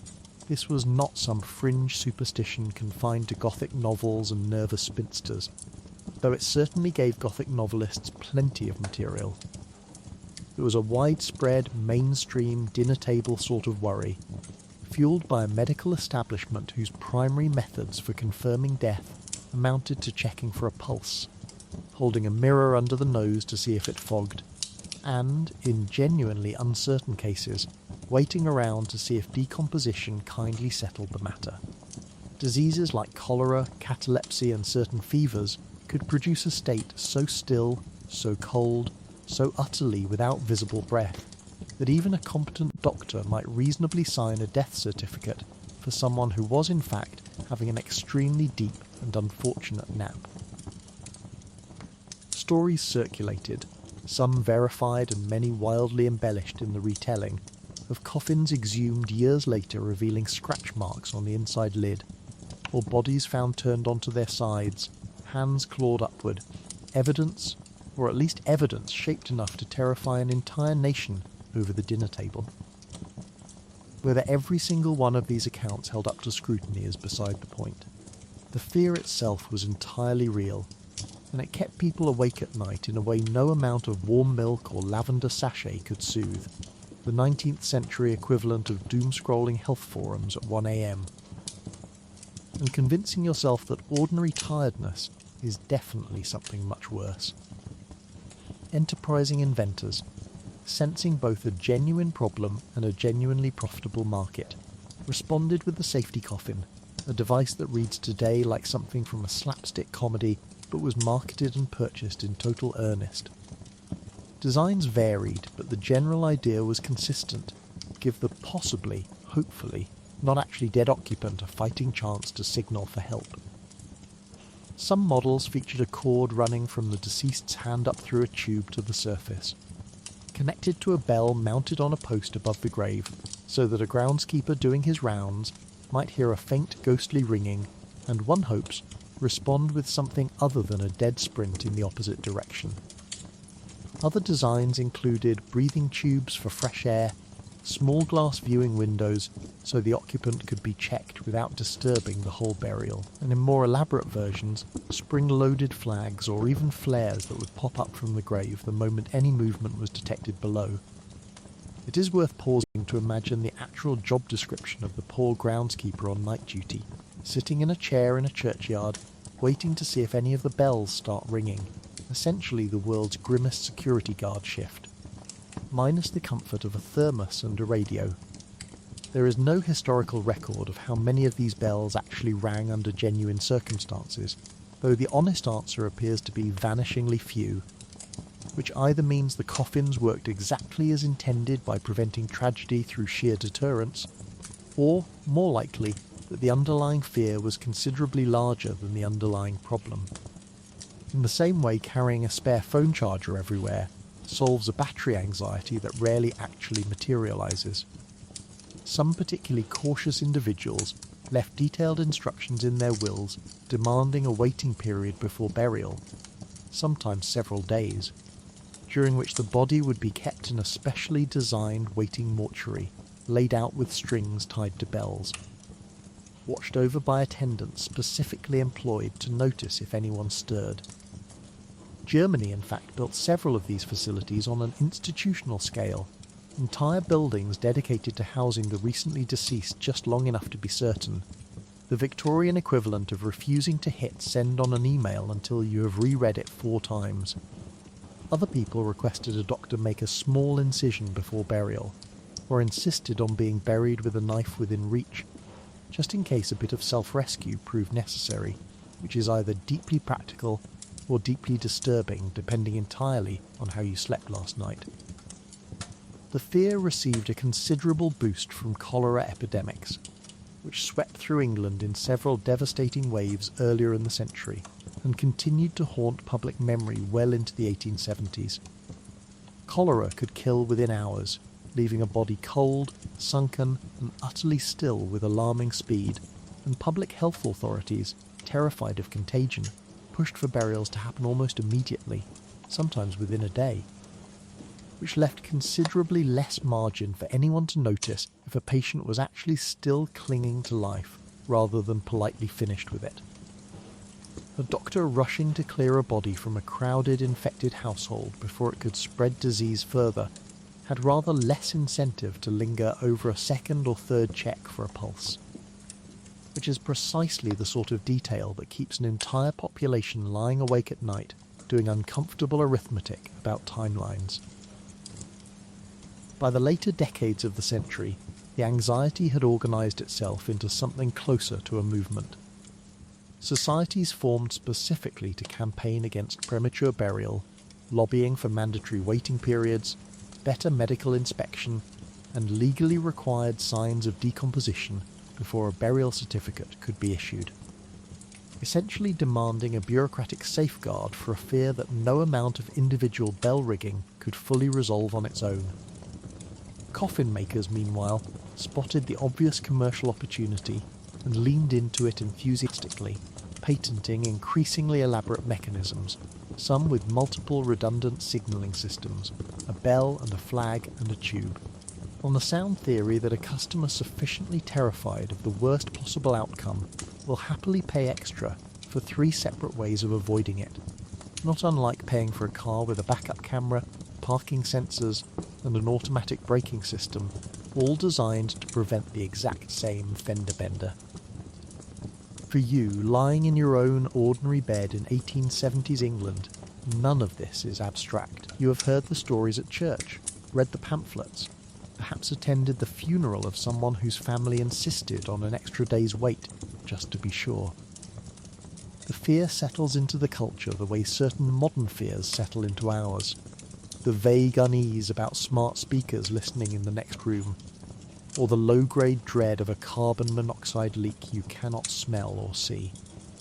Some of the wealthier and more anxious among the population went even further, requesting specific, slightly gruesome tests be performed on their body before the coffin lid was ever nailed down, a hot poker held near the skin, a needle driven under a toenail, anything sharp and unpleasant enough that a living person would object rather loudly, on the reasonable theory that a corpse, whatever its shortcomings, could at least be relied upon not to flinch. It is a strange sort of comfort to plan for, insisting your own funeral include a small act of mild torture as a final quality check, but it speaks to just how seriously the fear was taken across every rung of society, from the farmer's wife with her simple string and bell to the aristocrat, with an entire clause devoted to the subject tucked into an otherwise ordinary will. You drift off eventually, because everyone always does, comforted only slightly by the knowledge that should the worst and most specific nightmare come true, at least somebody, somewhere, has patented a bell for exactly that occasion. Sweet dreams. Mind the string. Before gaslighting stretched the evening into something resembling our modern nightlife, many households, particularly in the countryside, still practiced a sleep pattern historians now call segmented sleep, first sleep and second sleep, with a waking hour in between for quiet fireside tasks or prayer. You would retire not long after dark, exhausted from a day of physical labour with no artificial light worth the candle to keep you up, and drop into a first sleep lasting perhaps 3 or 4 hours, deep and immediate the way only genuine bodily exhaustion can produce. Then, somewhere in the dead middle of the night, you would simply wake up. Not with a start, not from a nightmare, just a calm, ordinary surfacing into consciousness. The way you might wake naturally on a lazy Sunday without an alarm, except this was happening at what your body insisted was 2 or 3 in the morning, every single night, without anyone finding it remotely alarming. This waking hour, sometimes called the watch, was not treated as a problem to be solved with warm milk, an anxious clock watching the way a 3 a.m. waking is treated today. It was simply another part of the night, with its own quiet, socially accepted rhythm of activities. Some people used it for prayer, a natural pause in the darkness that felt suited to reflection, since the household was silent and the demands of the day had not yet begun clawing their way back in. Others tended the banked fire, adding a log, coaxing the embers back to life for warmth that would otherwise die out completely by dawn. Married couples reportedly used the hour for exactly what you would expect 2 rested, unhurried adults with nowhere to be and nothing to check on their phones to occupy themselves with. Some people simply lay in the dark and thought, turning over the day's events, planning tomorrow's chores, or chatting quietly with a bedfellow about nothing in particular, the 17th and 18th century equivalent of the low, murmured conversations couples have at 2 a.m, when neither one can be bothered to admit they are both awake. Historians have pieced this pattern together from an impressive variety of sources. Court records mentioning what someone was doing during their first sleep when a crime occurred nearby, medical texts referencing the watch as an ordinary and expected phase of night, and diaries casually noting activities undertaken between the two sleeps, as though there were nothing whatsoever unusual about being awake and productive in the smallest hours. Nobody in these records describes the waking as insomnia, because insomnia as a diagnosis requires a cultural expectation of one continuous unbroken sleep, an expectation that had not really taken hold yet, especially outside the increasingly lit, increasingly scheduled cities. Compare that to how you likely treat your own 3 a.m. Waking today, immediately checking the time, doing anxious mental arithmetic about how many hours of sleep remain, and possibly reaching for a phone that will illuminate your face with the exact wavelength of light scientifically proven to keep you awake even longer. The segmented sleepers, by contrast, simply accepted that the night came in 2 installments with an intermission. The way you might accept an intermission at the theatre without panicking about missing the second act. The watch also had its more practical, less contemplative uses, ones that historians tend to mention with a raised eyebrow. Household account books and diaries occasionally reference small chores fitted neatly into this window: mending a torn hem, checking on livestock, or tending a sick child. Tasks that fit awkwardly into a daylight schedule already packed with labour, but slotted quite naturally into a quiet hour when the whole house was otherwise still. Neighbours are recorded visiting one another during this middle hour of the night, walking short distances by moonlight for a bit of company or gossip. Behaviour that would strike a modern person as somewhere between deeply strange and mildly alarming, since knocking on a neighbour's door at 2 a.m. Today tends to summon the police rather than a pot of tea. For the segmented sleepers, though, the watch was simply understood as a legitimate slice of the day, no stranger than a modern person getting up to use the bathroom or check their phone, except stretched out into a full, unhurried hour rather than a bleary, resentful minute. By the 1870s, this pattern was already fading in cities, and among the middle and upper classes, worn away gradually by the spread of gaslighting, which extended useful evening hours and pushed bedtimes later, compressing sleep into something closer to the single solid block modern culture now treats as the only correct way to do it. Factory work with its rigid clocked shifts also played a role, demanding a single continuous rest period that could be reliably scheduled around a whistle rather than the sun. But out in the countryside, among agricultural labourers whose days still ran on daylight and whose evenings still ran on candlelight, rationed carefully because candles cost money, the old 2-part rhythm lingered on, quietly, unremarked, entirely unaware that it was doing anything unusual at all. It is worth noting that this shift toward one solid block of sleep was, like so much else in this century, unevenly distributed by class. Gaslighting was expensive to install and expensive to run, so it crept first into the homes of the wealthy and the fashionable streets of the cities, extending their evenings into a genuine, brightly lit social life of dinners, cards and calls that simply had not existed on the same scale when the only light source after dusk was a candle rationed carefully, because tallow and wax both cost real money. The countryside and the urban poor kept candlelight hours a good deal longer, going to bed not because fashion demanded a late night, but because there was, quite literally, nothing left to see by. In this sense, the eventual disappearance of segmented sleep was not really about human biology changing at all, but about who could afford to stay up later, a distinction not unlike the modern gap between someone who can afford a well-lit home office for late-night work and someone squinting at a single overhead bulb. Except here, the stakes were an entire culture's relationship with the concept of a normal bedtime. So if you find yourself awake in the small hours tonight, tangled in blankets, entirely unbothered by the hour, some small comfort might be taken in knowing you are not broken, not failing at sleep, not doing it wrong. You are, in fact, doing something your ancestors did every single night of their lives without a second thought. Right up until gaslighting and factory whistles convinced everyone that waking up in the middle of the night was a problem, rather than simply the way a very long night is meant to be spent. Go ahead and lie there a while. Somewhere a Victorian farmer is doing exactly the same thing, quietly poking the fire, entirely at peace with the hour. If poverty has landed you in the workhouse, your sleep is no longer your own business at all. A bell governs everything, from waking to eating to the exact regimented moment you are permitted to lie down in a long dormitory of identical iron beds. This is not the gentle, optional sort of schedule a modern wellness app suggests you might consider adopting for better sleep hygiene. This is compulsory, enforced by an overseer whose entire professional purpose is making certain nobody deviates from it by so much as 5 minutes, and whose tone suggests you are personally responsible for keeping the entire institution running on time. The dormitory itself is a long, bare room lined with rows of narrow iron bedsteads, close enough together that you can hear your neighbours' every cough, shiver and muttered complaint.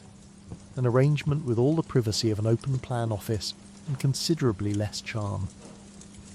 The mattress beneath you is typically a thin flock or straw-filled sack, compressed flat by years of previous occupants into something closer to a rumour of cushioning than a natural mattress, laid over a metal frame that transmits every draft in the building directly into your spine. Men, women and children are strictly separated. Even married couples split apart the moment they walk through the workhouse gate. A policy justified at the time as promoting moral order and experienced by the actual people involved as one more small. Quiet cruelty layered on top of the larger one of simply being poor enough to need this roof over their heads at all. The bell that wakes you does so at an hour that would be considered aggressively, unreasonably early by almost any modern standard, often around 6 in summer and closer to 7 in the depths of winter. Though winter's later start offers no real mercy, since the labour and the meagre rations remain exactly as harsh either way. You rise in the cold dim light, dress quickly because lingering in bed is not merely discouraged but actively monitored, and file out for inspection, prayers and a breakfast of gruel that has been the subject of more historical complaint than almost any other dish in the English language. The day that follows is filled with hard, monotonous labour, picking oakum until your fingers bleed.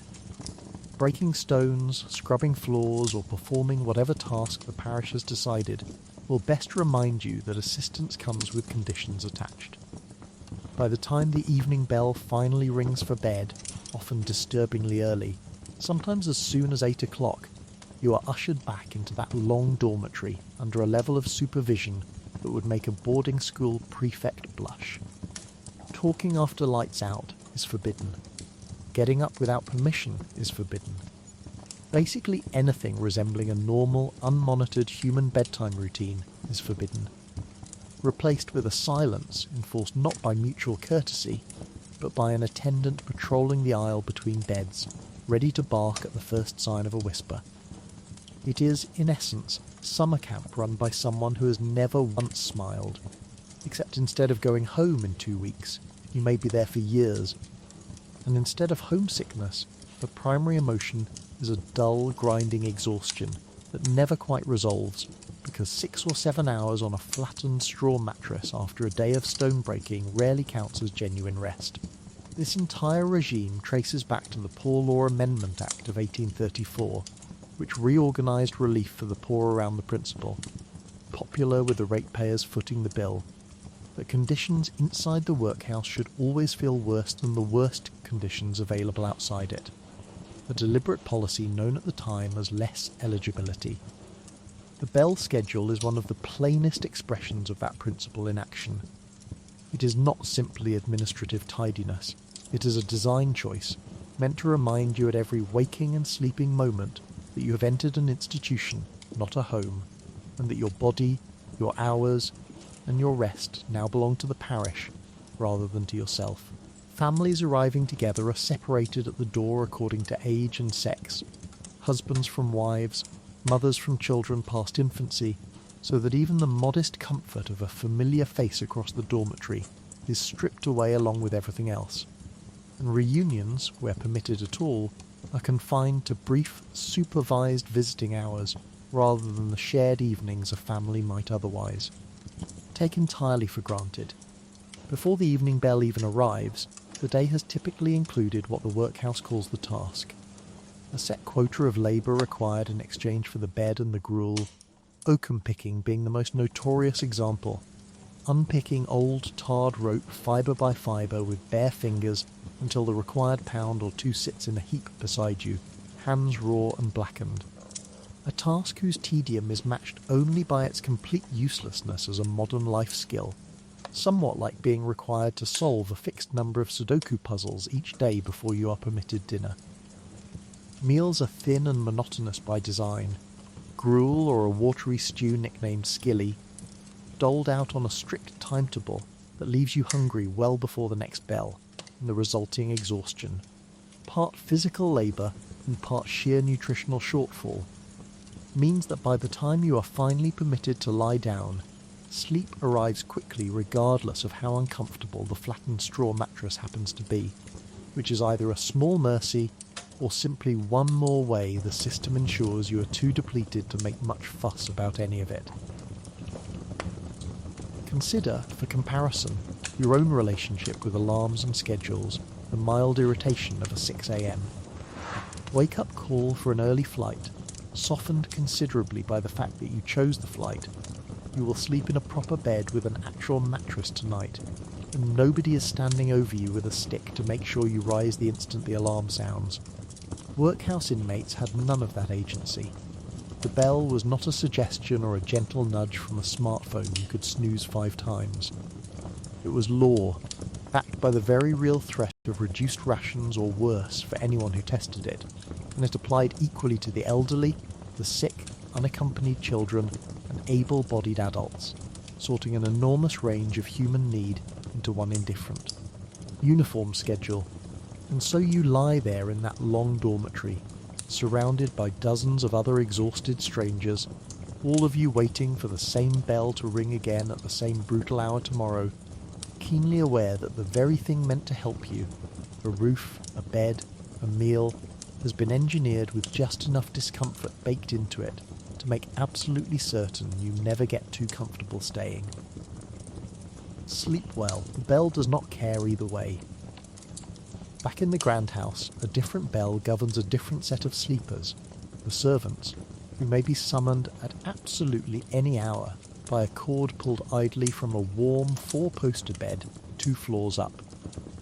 Somewhere in the depths of the house, usually in the servants' hall or a corridor near the kitchen, hangs a long row of bells on coiled springs, each one wired by a network of cords and pulleys running invisibly through the walls to a specific bedroom above, so that the household staff can tell at a glance, or rather at a jangle, exactly which room requires attention and precisely how urgently the person up there feels about it. You are the housemaid, or the footman, or the lady's maid, asleep in your narrow attic room, and you have perhaps managed 4 hours of actual rest since the family finally went to bed and the last candle was snuffed, when the bell above your head, or more likely down the corridor where the master indicator board hangs, begins to ring. It is 4 a.m. Somebody upstairs, tucked into blankets you helped warm yourself only hours earlier with a pan of hot coals, has decided this is the moment they require something. A glass of water, a lit fire because they have woken cold, or simply the reassurance that pulling a cord still produces a human being downstairs, the way some people today test whether a smart speaker is still listening by saying its name for no particular reason. The mechanism itself is a small marvel of Victorian household engineering, a taut wire running from a crank handle or pull knob, mounted discreetly beside the fireplace or the headboard in each principal bedroom, threaded through the walls and ceilings via a series of cranks and springs, terminating downstairs at a wooden board mounted with a neat row of numbered bells, each helpfully labelled with the name of the room it corresponds to. Blue bedroom, library, master dressing room, so that whoever is on duty below can identify the summons at a glance without needing to guess. Later in the century, some of the grander houses began replacing the old wire and crank system with newer electric bell pushers, a small button that completed a circuit rather than tugging a cord, which made the ringing crisper and more reliable, but did absolutely nothing to change the fundamental arrangement, since the person answering it below stairs still had no say whatsoever in when or why it rang. The hierarchy below stairs adds its own particular flavour of dread to all this.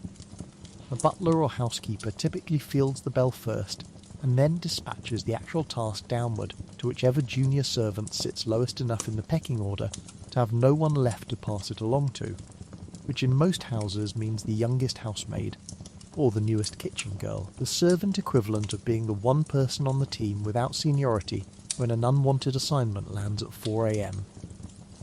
Being summoned constantly through the night is not, strictly speaking, part of everyone's job description.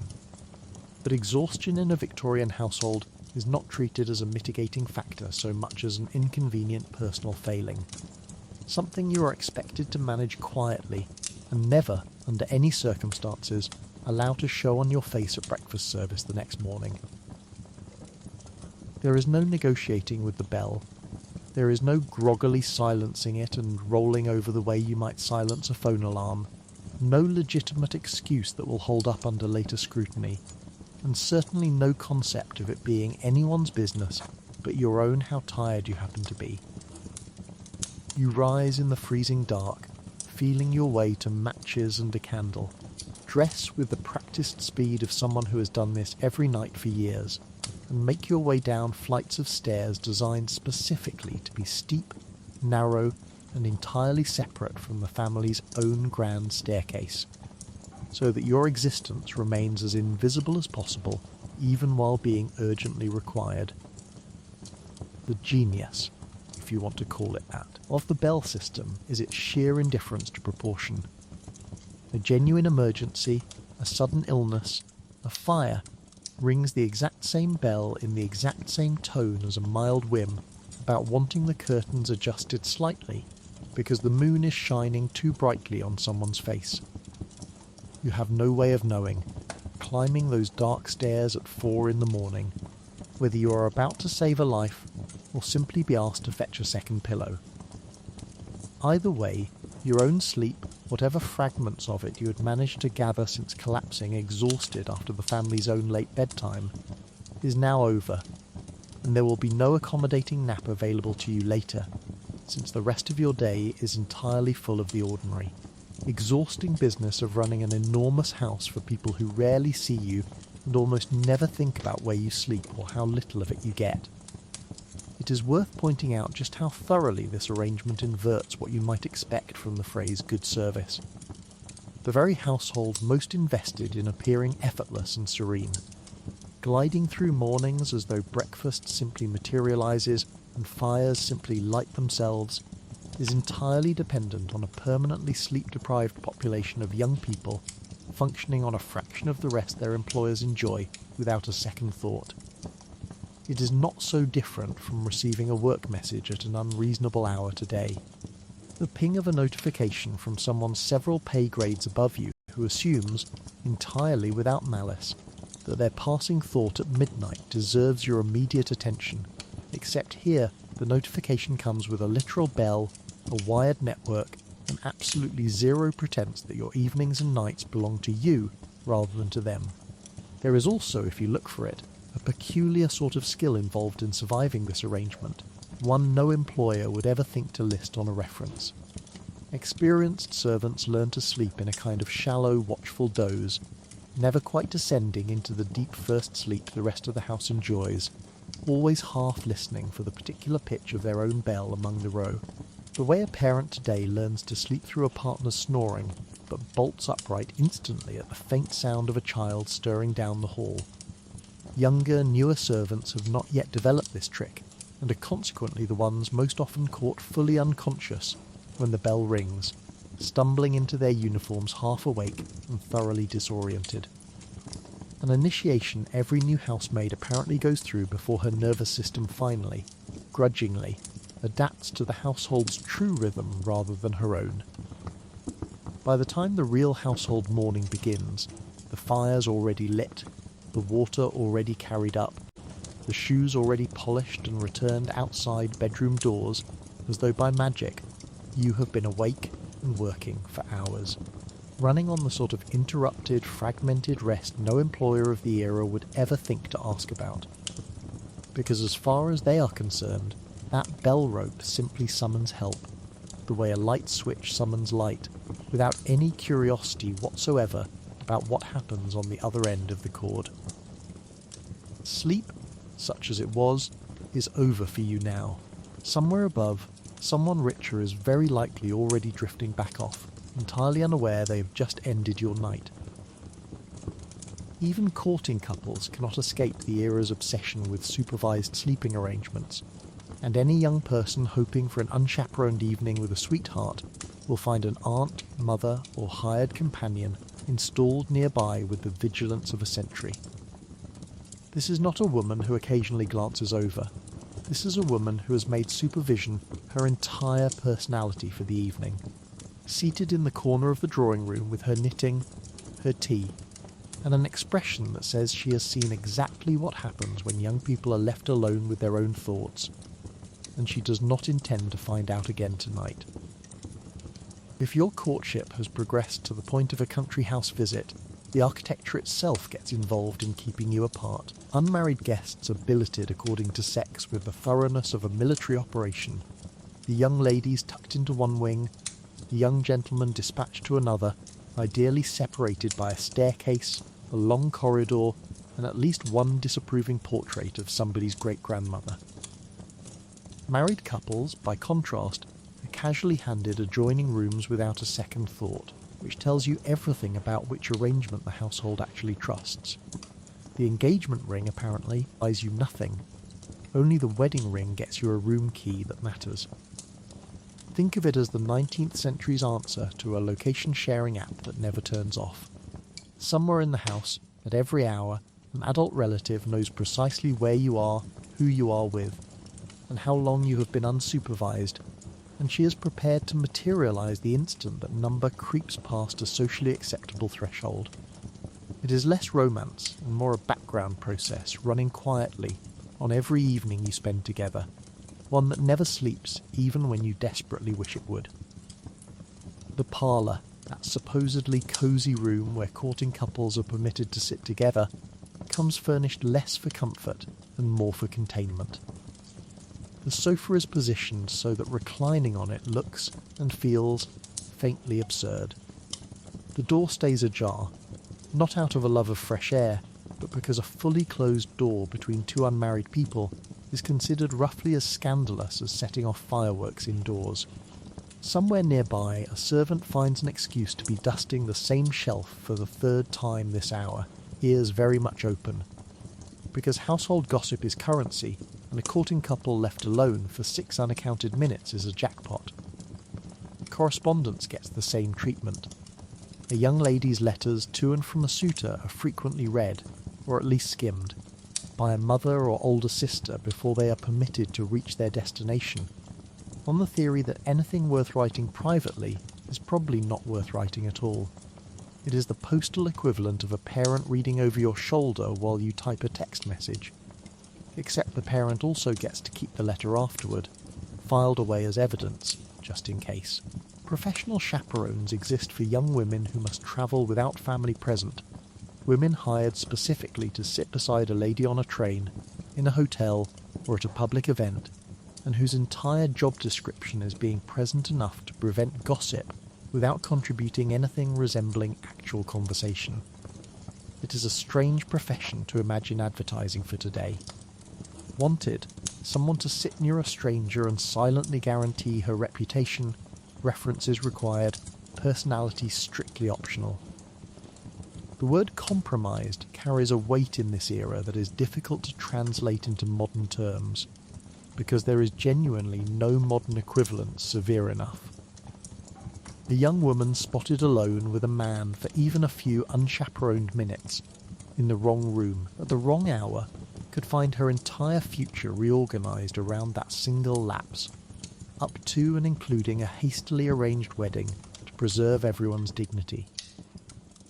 It functions less like a social faux pas and more like an unskippable plot twist, the kind of thing a modern sitcom would resolve in 22 minutes, but the Victorians resolved with an actual binding legal ceremony. None of this happens quietly.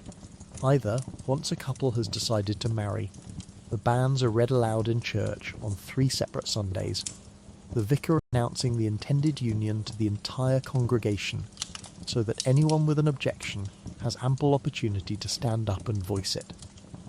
It is, in effect, a public review period bolted onto an already heavily chaperoned courtship, as though the aunt with the knitting were not quite enough oversight and the whole parish needed to weigh in as well. Imagine your engagement being announced from a pulpit 3 weeks running, with a standing invitation for any neighbour who remembers something unflattering about you to object on the spot. Modern couples merely worry about awkward wedding speeches.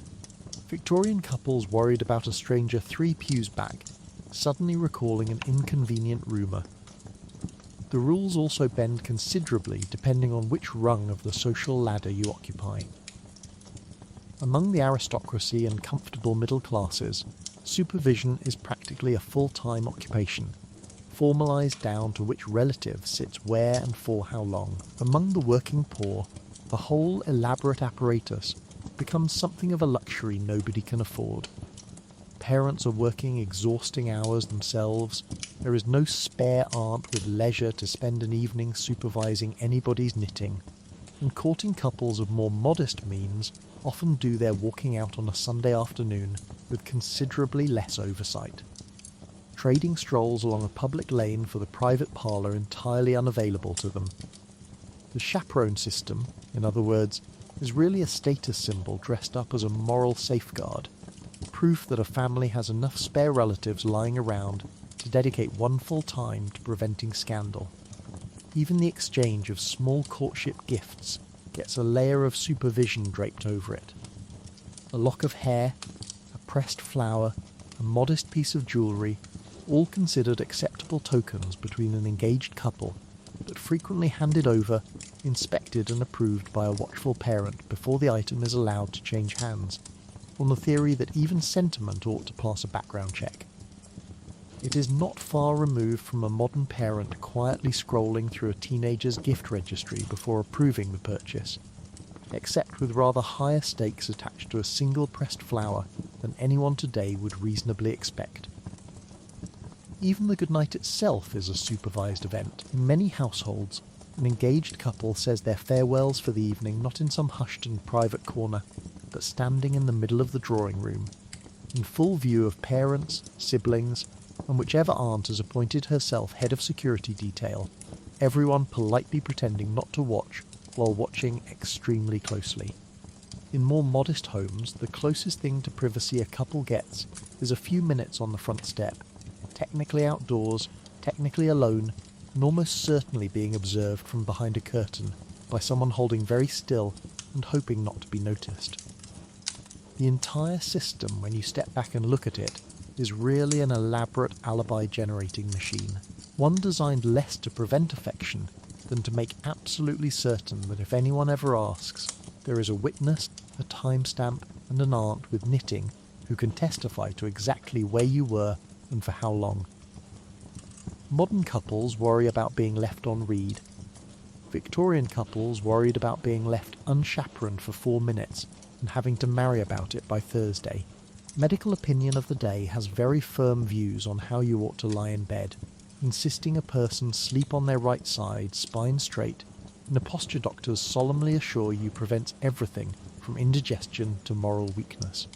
Yes, moral weakness, as though the human spine were a sort of ethical thermometer, and letting it curve the wrong way overnight might quietly nudge you toward committing some small unspecified sin before breakfast. You are not simply going to sleep. You are attempting to hold a physical exam you cannot see and did not agree to take. The right side is favoured. because physicians of the era have decided, with total confidence and roughly zero supporting evidence, that it keeps the heart from being crushed under the weight of the other organs, prevents digestive matter from settling wrong, and generally allows the body's internal plumbing to drain in the correct direction overnight. Sleeping on your back is discouraged as a shortcut to nightmares and heart palpitations. Sleeping on your front is barely discussed in polite medical literature at all, mostly because it is considered slightly indecent, an accusation that feels remarkable to level at an unconscious person lying face down on a mattress. But here we are.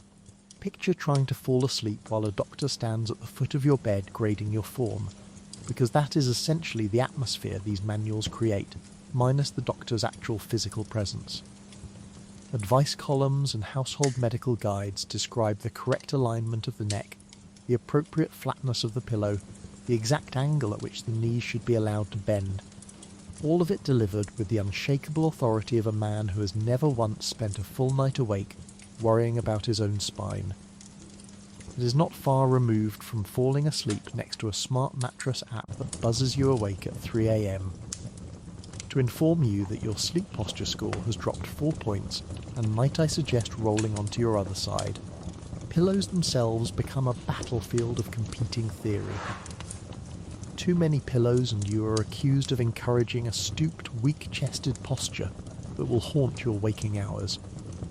Too few, and your circulation supposedly suffers, your head hanging at some catastrophic angle that invites headaches, congestion, and general moral drift. The correct number of pillows, naturally, varies depending entirely on which specific pamphlet you happen to be reading that week, which means the only consistent lesson from Victorian sleep science is that everyone involved is guessing, and everyone involved is guessing with total conviction. For women, the posture obsession comes bundled with an extra layer of misery, because the corset does not always come off simply because the lights have. Some women, particularly those chasing the fashionable, unnaturally narrow waist of the period, sleep in lighter, looser stays specifically designed to continue shaping the body through the night, on the theory that a waist left entirely to its own devices for 8 hours might backslide into its natural shape by morning. Imagine going to sleep in structural underwear because your ribcage apparently cannot be trusted to hold a shape unsupervised. It is less a nightgown and more a construction project with a deadline of dawn. Household health pamphlets add their own layer of theatrical concern to the whole arrangement, warning darkly against sleeping too near a fire, since the direct heat is thought to overexcite the blood, and equally against a bedroom too cold, since a chilled body cannot possibly settle into the correct restorative posture required for a truly wholesome night's rest. Somewhere in between these two extremes lies the mythical, perfectly temperate bedroom that apparently nobody in England has ever actually experienced, certainly not in a country famous for damp winters and reluctant summers. You are meant to hold a precise posture in a precise temperature that exists, as far as anyone can tell, only in the pamphlet itself. There is also a curious moral undertone to all of this that never quite goes away. Lounging carelessly, sprawled on your back with limbs wherever gravity puts them, is treated as faintly undisciplined, the physical equivalent of slouching in church. A correctly raised Victorian is expected to maintain a kind of composed dignity even while catastrophically unconscious, spine straight, limbs tidy, as if the corpse-adjacent stillness of proper sleep were itself a virtue to be cultivated, alongside thrift, temperance, and not complaining about the weather. Children get introduced to the whole doctrine early, since posture, in Victorian thinking, is a habit best drilled in before it has any chance to go wrong. Schoolroom regimens for young girls in particular include hours spent sitting bolt upright against a rigid wooden backboard, shoulders pinned, chin level, on the theory that a child allowed to slouch during the day will inevitably slouch at night as well. And a slouching adult is one small step from a slouching character. Some households extend this discipline directly into the bedroom with a bedboard slid beneath the mattress to keep the sleeping surface unyieldingly flat, because a soft, sagging bed is considered an open invitation to bad posture, poor circulation, and by extension, a poorly disciplined soul. You try drifting off peacefully on a mattress engineered by someone who fundamentally distrusts comfort. Sleeping on the left side, meanwhile, draws its own particular suspicion, blamed for pressing on the heart and disturbing its rhythm through the night, an idea repeated in household health manuals with total confidence and no meaningful evidence behind it whatsoever. The recommended right side position is defended with equally confident, equally unverified reasoning about digestion and blood flow, all of it delivered in the same tone a modern wellness influencer uses to explain why you must drink a specific amount of water before 10 a.m. or your entire day is ruined. The science, both then and arguably now, mostly amounts to a man with strong opinions and a captive audience. Compare this to how casually modern people approach the whole business. We fall asleep however we land, starfish diagonally across the mattress, one leg dangling off the edge for no reason anyone can explain, and the worst consequence is a slightly stiff neck and a mild sense of having lost a fight with the duvet overnight.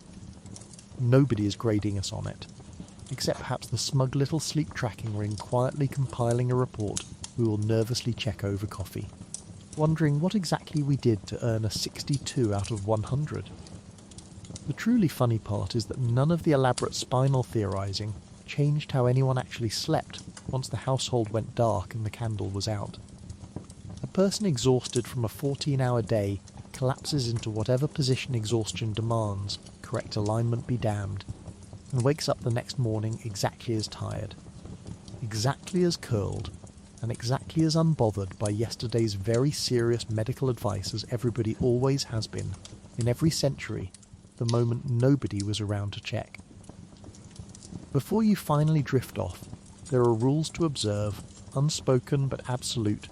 Cover any mirror facing the bed, never let moonlight fall directly on a sleeping face, and, whatever you do not answer a knock at the door after the household has gone to sleep. Nobody sits you down and explains these rules formally. You simply absorb them the way you absorb which floorboard creaks, passed down through generations of relatives who would rather drape a shawl over a looking glass than risk finding out what happens if they do not. The mirror business comes from an old and remarkably persistent belief that the soul wanders during sleep, slipping loose from the body for its nightly excursion, and that a mirror positioned to catch a sleeping face risks trapping that soul inside the glass, or worse, letting something else wander back in through the same opening. A mirror facing your bed is not simply bad feng shui by candlelight. It is considered an open door left carelessly unlocked on a night when you would very much like all your doors locked. So the shawl goes over the glass every single night with the same unthinking, reflexive care you might now give to plugging in your phone before bed, except the stakes, as far as anyone in the house is concerned, are considerably higher than a dead battery. Moonlight gets treated with nearly as much suspicion. Sleeping with your face exposed directly to full moonlight is widely believed to invite madness, or at minimum a thoroughly unpleasant morning, an idea old enough that the word lunacy is quite literally named for it. Curtains get drawn a little tighter on clear nights, beds get shifted a few inches from the window. Also, the moon cannot get a clean shot at your unguarded sleeping face. It is the same energy as a modern parent insisting the phone charger stay outside the bedroom because of some vague unease about the blue light, except replace blue light with several thousand years of folklore and a genuine belief that the moon has opinions about you personally. Certain days of the week are quietly avoided for particular household chores after dark too. Changing bed linen or turning a mattress on a Friday, for instance, considered a small invitation to bad luck that no sensible housekeeper wants to be responsible for. Crossed cutlery left on a bedside tray overnight gets straightened out of a nagging sense that it augurs an argument by morning, and a fire allowed to die out completely before the household retires is treated as faintly ominous too. An extinguished hearth read as a small, unwelcome symbol of a household similarly extinguished. None of it is discussed as belief exactly. It is simply the accumulated caution of people who have decided that the small free precaution is always worth taking, on the entirely reasonable logic that it costs nothing to be careful and rather a lot to be wrong. Salt earns its keep as an all-purpose ward against whatever the house is worried about that particular week. A pinch scattered across a windowsill, a line traced along a threshold, tossed over the left shoulder after an accidental spill. Because that shoulder is where the trouble is assumed to be lurking, waiting for an invitation. None of this is treated as quaint decoration. It is treated as basic household maintenance, the 19th century equivalent of checking that the smoke detector still has batteries, quietly essential, rarely discussed, absolutely non-negotiable. A whole quiet grammar of small nighttime rules fills in the gaps between the bigger superstitions. Shoes are lined up neatly at the foot of the bed with the toes pointing away from it, never toward, since shoes pointed at a sleeper are thought to invite bad luck, or worse, an unwelcome visitor drawn straight to the bed like a signpost. A knife slipped beneath the mattress is said to cut through pain or bad dreams, a small blade doing quiet supernatural work while its owner sleeps blissfully unaware it is even there. Nail clippings and stray hair are never left lying about after dark, swept up and disposed of properly, because leaving pieces of yourself scattered around a dark room is generally considered an unwise way to invite trouble that knows exactly what you look like. None of it is discussed as superstition in the moment. It is simply how a tidy, sensible household prepares for bed. The same unthinking way you now check that the front door is locked twice before you can actually relax. A bird tapping at the window pane after dark carries a similarly heavy reputation, widely read as an omen of death in the household, which makes for a genuinely unsettling few minutes if you happen to be lying awake when it happens, and an owl or moth decides tonight is the night to investigate your candlelight. Whistling indoors after dark earns its own quiet disapproval too, believed by some households to summon wind, or worse, to summon something considerably less meteorological, so the house stays deliberately, carefully silent once the last candle has been snuffed, filled only with the ordinary creaks a settling house makes on its own, which are somehow always exactly loud enough to be mistaken for something else entirely. Then there is the matter of the knock. A rap at the door after the household has settled for the night is not met with curiosity in a Victorian home. It is met with stillness and a very deliberate decision not to answer, because folklore across the country insists that whatever knocks after dark 3 times, softly, evenly spaced, is not necessarily anything you want to invite in out of the cold. It might be a neighbour in genuine trouble. It might, according to the stories everyone half believes and nobody fully admits to believing, be something considerably less neighbourly, wearing a very convincing knock. Better, by the old logic, to let a real emergency go unanswered for 1 uncomfortable minute than to open the door to whatever else might be waiting on the step with impeccable timing and nothing good in mind. It is worth noting how much of this survives, quietly rebranded, into your own life. You do not cover mirrors, probably, but you have absolutely refused to look into a dark one after watching a horror film, just in case. You do not scatter salt across the windowsill, but you have knocked on wood, avoided walking under a ladder, and felt a small illogical chill reading about a knock on the door at 3 a.m. In a story exactly like this one, the superstitions changed shape. The impulse to bargain quietly with the dark for a peaceful night's sleep did not change at all. The last laugh, of course, belongs to whoever actually knocked. 9 nights out of 10 it was almost certainly a lost traveller, a drunk neighbour, or the wind rattling a loose shutter against the frame, and the household lay rigid and silent behind a locked door for absolutely no reason at all, congratulating themselves in the morning on a threat that was never really there. Should you rise from bed at midnight and wander the house with your eyes open and your mind very much elsewhere, Victorian medicine has a tidy explanation waiting: nervous excitability, a catch-all diagnosis for anything strange the brain does after dark. It is a wonderfully flexible term, capable of covering sleepwalking, night terrors, unexplained fainting, general jumpiness, and, in women especially, almost any behaviour a husband or father finds mildly inconvenient. Ask 3 different physicians what nervous excitability actually is, and you will receive 3 confident, entirely different answers, all delivered with the same reassuring air of a man who is absolutely certain he knows what he is talking about. Sleepwalking itself is treated with genuine unease, not helped by a handful of dramatic and widely reported legal cases in which a sleepwalker was accused of committing violence while apparently unconscious, defended in court on the grounds that the body had acted entirely without the mind's permission.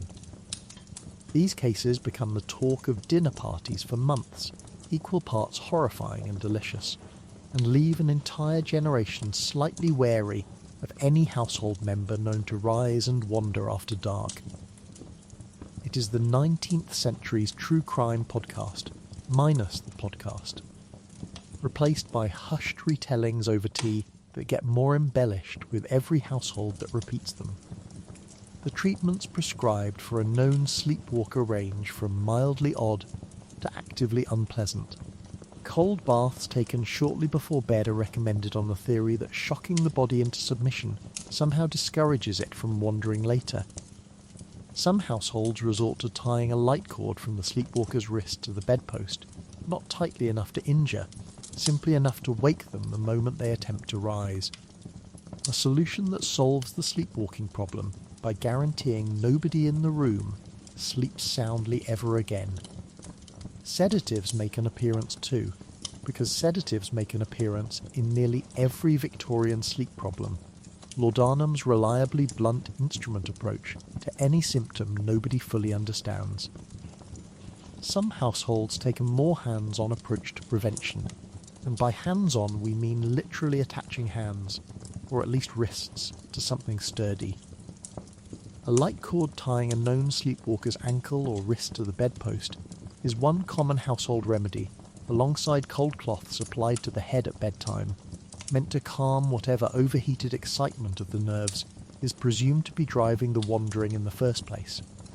Talking in one's sleep gets folded into the same broad diagnosis too, and a household member who mutters or answers unseen questions in the night might find their sleep quietly monitored for weeks afterward by a relative convinced that whatever is being said might, eventually, mean something worth writing down. Women, predictably, get the worst of the diagnostic imagination. Nervous excitability in a young lady is blamed on reading novels, on too much excitement at a dance, on studying beyond what her constitution is assumed to be able to bear, on railway travel jostling the nerves at unnatural speeds, and, in truly ambitious cases, on simply having too many opinions for her own good. A young woman who sleepwalks, faints, or reports strange dreams risks being quietly steered toward a rest cure, which typically means weeks of enforced bed rest, minimal stimulation, and a determined effort to make her as bored as medically possible, on the theory that boredom cures overactive nerves the way rest cures a sprained ankle. Doctors of the period are especially fond of finding a fashionable cause for whatever the household is worried about that season, and for a while the railway itself becomes a favourite scapegoat, blamed for a condition earnestly diagnosed as railway spine. The theory being that the jolting, rattling motion of train travel so thoroughly rattles the nervous system that sleepwalking, tremors, and general jumpiness follow naturally afterward. It is a wonderfully confident piece of medical reasoning for an era that had at most a few decades of railway travel to study, roughly equivalent to a modern doctor blaming your restless nights on the vibration of your phone in your pocket during the commute home. The treatment, unsurprisingly, is more rest, more quiet, and considerably less excitement of any kind, which is the Victorian medical profession's answer to nearly everything short of a broken bone. A Asylums and private nursing homes stand ready to receive the more severe or more inconvenient cases, and a diagnosis of nervous excitability, vague as it is, proves flexible enough to justify sending a difficult relative away for an extended and often quite comfortable rest, out of sight and safely out of the way of a family eager to avoid gossip about what exactly is wrong with cousin Beatrice. This time. The diagnosis does real medical work and real social work simultaneously, which is precisely why it proves so durable and so widely applied for so many decades, despite explaining almost nothing at all. It is not so very different from the modern habit of typing 3 vague symptoms into a search engine at midnight and emerging 40 minutes later, convinced you have contracted something rare, dramatic, and almost certainly incorrect. Nervous excitability functioned as the Victorian era's WebMD spiral, a diagnosis broad enough to swallow nearly any nighttime oddity and hand it back to the patient dressed up as a real official medical condition, complete with a recommended treatment nobody had actually tested. The genuinely strange part is how rarely anyone asked the obvious question, which is why so many people in this era seem to be quietly exhausted, overstimulated, and sleeping badly in the first place. Long working hours, poor diet, coal smoke thick enough to chew, gaslight stretching the evening later than the body was built for. Entire families crammed into single rooms listening to each other breathe. Any modern doctor would look at that list of conditions and diagnose something considerably less mysterious than nervous excitability. But mystery, as it turns out, made for a much better dinner party story than the truth, which was simply that everyone was tired all the time, for reasons that had nothing to do with their nerves and everything to do with the century they happened to be sleeping in. A handful of dramatic sleepwalking cases make their way into the newspapers over the course of the century, each one recounted with breathless detail. A sleeper who rose, moved through the house with eyes open and expression blank, performed some startling or destructive act, and woke the next morning with absolutely no memory of any of it. These stories spread through households far faster than any actual medical journal, discussed over tea with the same nervous relish reserved for ghost stories, and they do real damage to how ordinary sleepwalkers are treated afterward. Viewed less as people with a harmless nighttime habit, and more as household members who might, theoretically, need to be watched rather more closely than anyone finds entirely comfortable to admit out loud.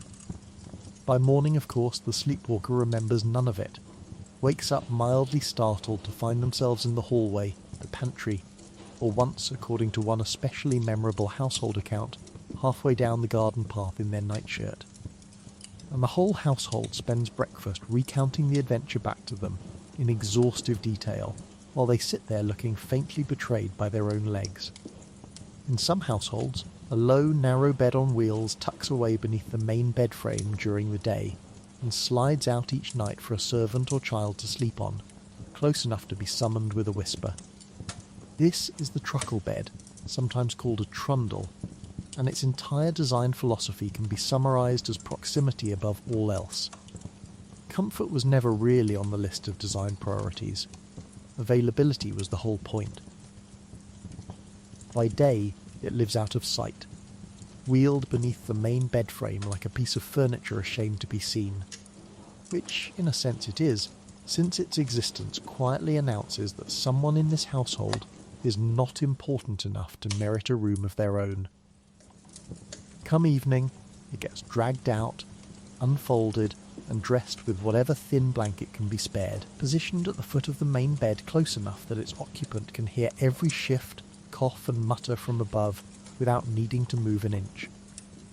The idea itself is far from a Victorian invention.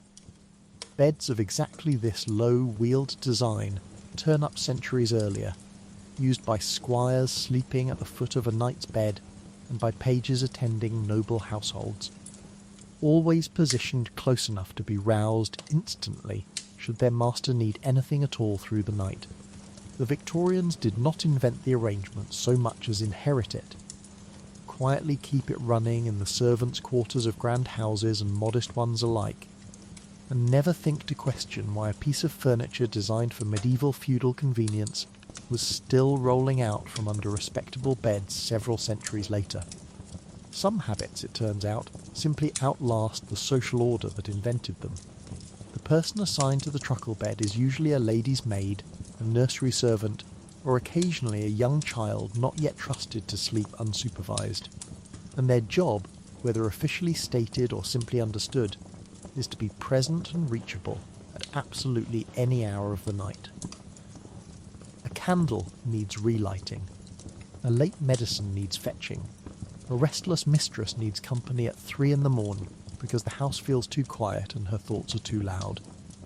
None of these tasks require a bell rope or a walk down a freezing corridor, because the solution to the problem is already sleeping 4 feet away, folded into a bed roughly the width of a modern ironing board. Consider the sheer lack of privacy involved for a moment, because it is genuinely staggering by any modern measure. Every cough, every restless turn, every whispered conversation with oneself that a person might have at 2 a.m. happens with an audience. The servant on the truckle bed hears it all, is expected to comment on none of it, and rises the next morning having witnessed the private, unglamorous nighttime reality of the very people who spend the daylight hours being impeccably composed in front of company. It is intimacy without any of the warmth, closeness enforced entirely by hierarchy rather than affection. Being summoned from a truckle bed is not a rare, occasional event either. It is simply built into the job. A servant sleeping at the foot of the bed might be roused 2 or 3 times before dawn, for reasons ranging from genuinely urgent to almost comically minor. An extra blanket fetched, a lamp trimmed, a nervous mistress convinced she heard something downstairs and requiring company while she works up the courage to fall back asleep. There is no clocking out of this arrangement, no shift change, no relief servant waiting in the wings. The truckle bed occupant is, functionally, on call around the clock, expected to snap from deep sleep to fully alert and useful within the space of a whispered name. A skill that presumably improved with practice the way any unpleasant skill does, through sheer, grinding repetition. The bed itself does the servant no favours physically either. Sitting low to the ground means sitting squarely in the coldest layer of air in the room, since heat rises and drafts settle, so the person on the truckle bed spends the night colder than the person above them, even while sleeping only a few feet away. It is a small but perfectly efficient bit of unintentional cruelty, baked directly into the furniture, that guarantees the household member with the least power also gets the least warmth, every single night, without anyone needing to say so out loud. By day, the wheels themselves become part of the disguise. A truckle bed rolled fully out of sight beneath the main frame is meant to leave no visible trace at all that anyone but the master or mistress of the room sleeps there, a small daily act of erasure performed on behalf of whoever spent the night curled up on it. Wheel it out again at dusk and it groans and rattles across the floorboards with a distinctive, unmistakable sound, one everyone in the house learns to recognise instantly, the nightly signal that the household is folding itself down for sleep, hierarchy and all, one low, narrow, creaking bed at a time. There is a certain unglamorous logic behind all of it that modern parents will recognise instantly, minus the servitude. A baby monitor exists for precisely the same reason the truckle bed did, to keep someone within instant reach of a person who might need help in the night, minus the part where the person providing that help gets a proper bed, a full night's sleep, or any say in the arrangement whatsoever. Somewhere between the truckle bed and the modern habit of keeping a phone on the nightstand in case someone needs you at 3 a.m, very little has actually changed except the technology doing the summoning. For children, the truckle bed carries a slightly gentler purpose, tucked in near a parent or nurse less out of hierarchy and more out of the simple Victorian belief that small children should not be left entirely alone in the dark, an idea modern parents would agree with wholeheartedly, right up until they hear about the part where the child sleeps at floor level in a room with no fire screen, no night light, and a household staff fully convinced that a chilly draft builds moral character. The truckle bed eventually loses ground to the bell rope and the bellboard, that wall-mounted panel of labelled bells that lets a household summon a servant from a proper bedroom several floors away rather than keeping one folded up within arm's reach all night. It is presented, at the time, as an improvement, a modernisation, a small mercy extended to servants who might finally sleep an uninterrupted stretch in their own attic room. Whether it actually improved anyone's rest is a separate question entirely, since a servant woken by a bell at 4 a.m. is no more rested than one woken by a whisper. Only now they also have to climb 2 flights of cold stairs first to find out what is wanted. By the time gas heating and better housing eventually make the truckled bed itself obsolete in most respectable households, nobody mourns its passing particularly hard, least of all the generations of servants who spent their nights folded into furniture built for someone else's convenience. Sleeping just close enough to be useful, and just far enough to never be considered comfortable.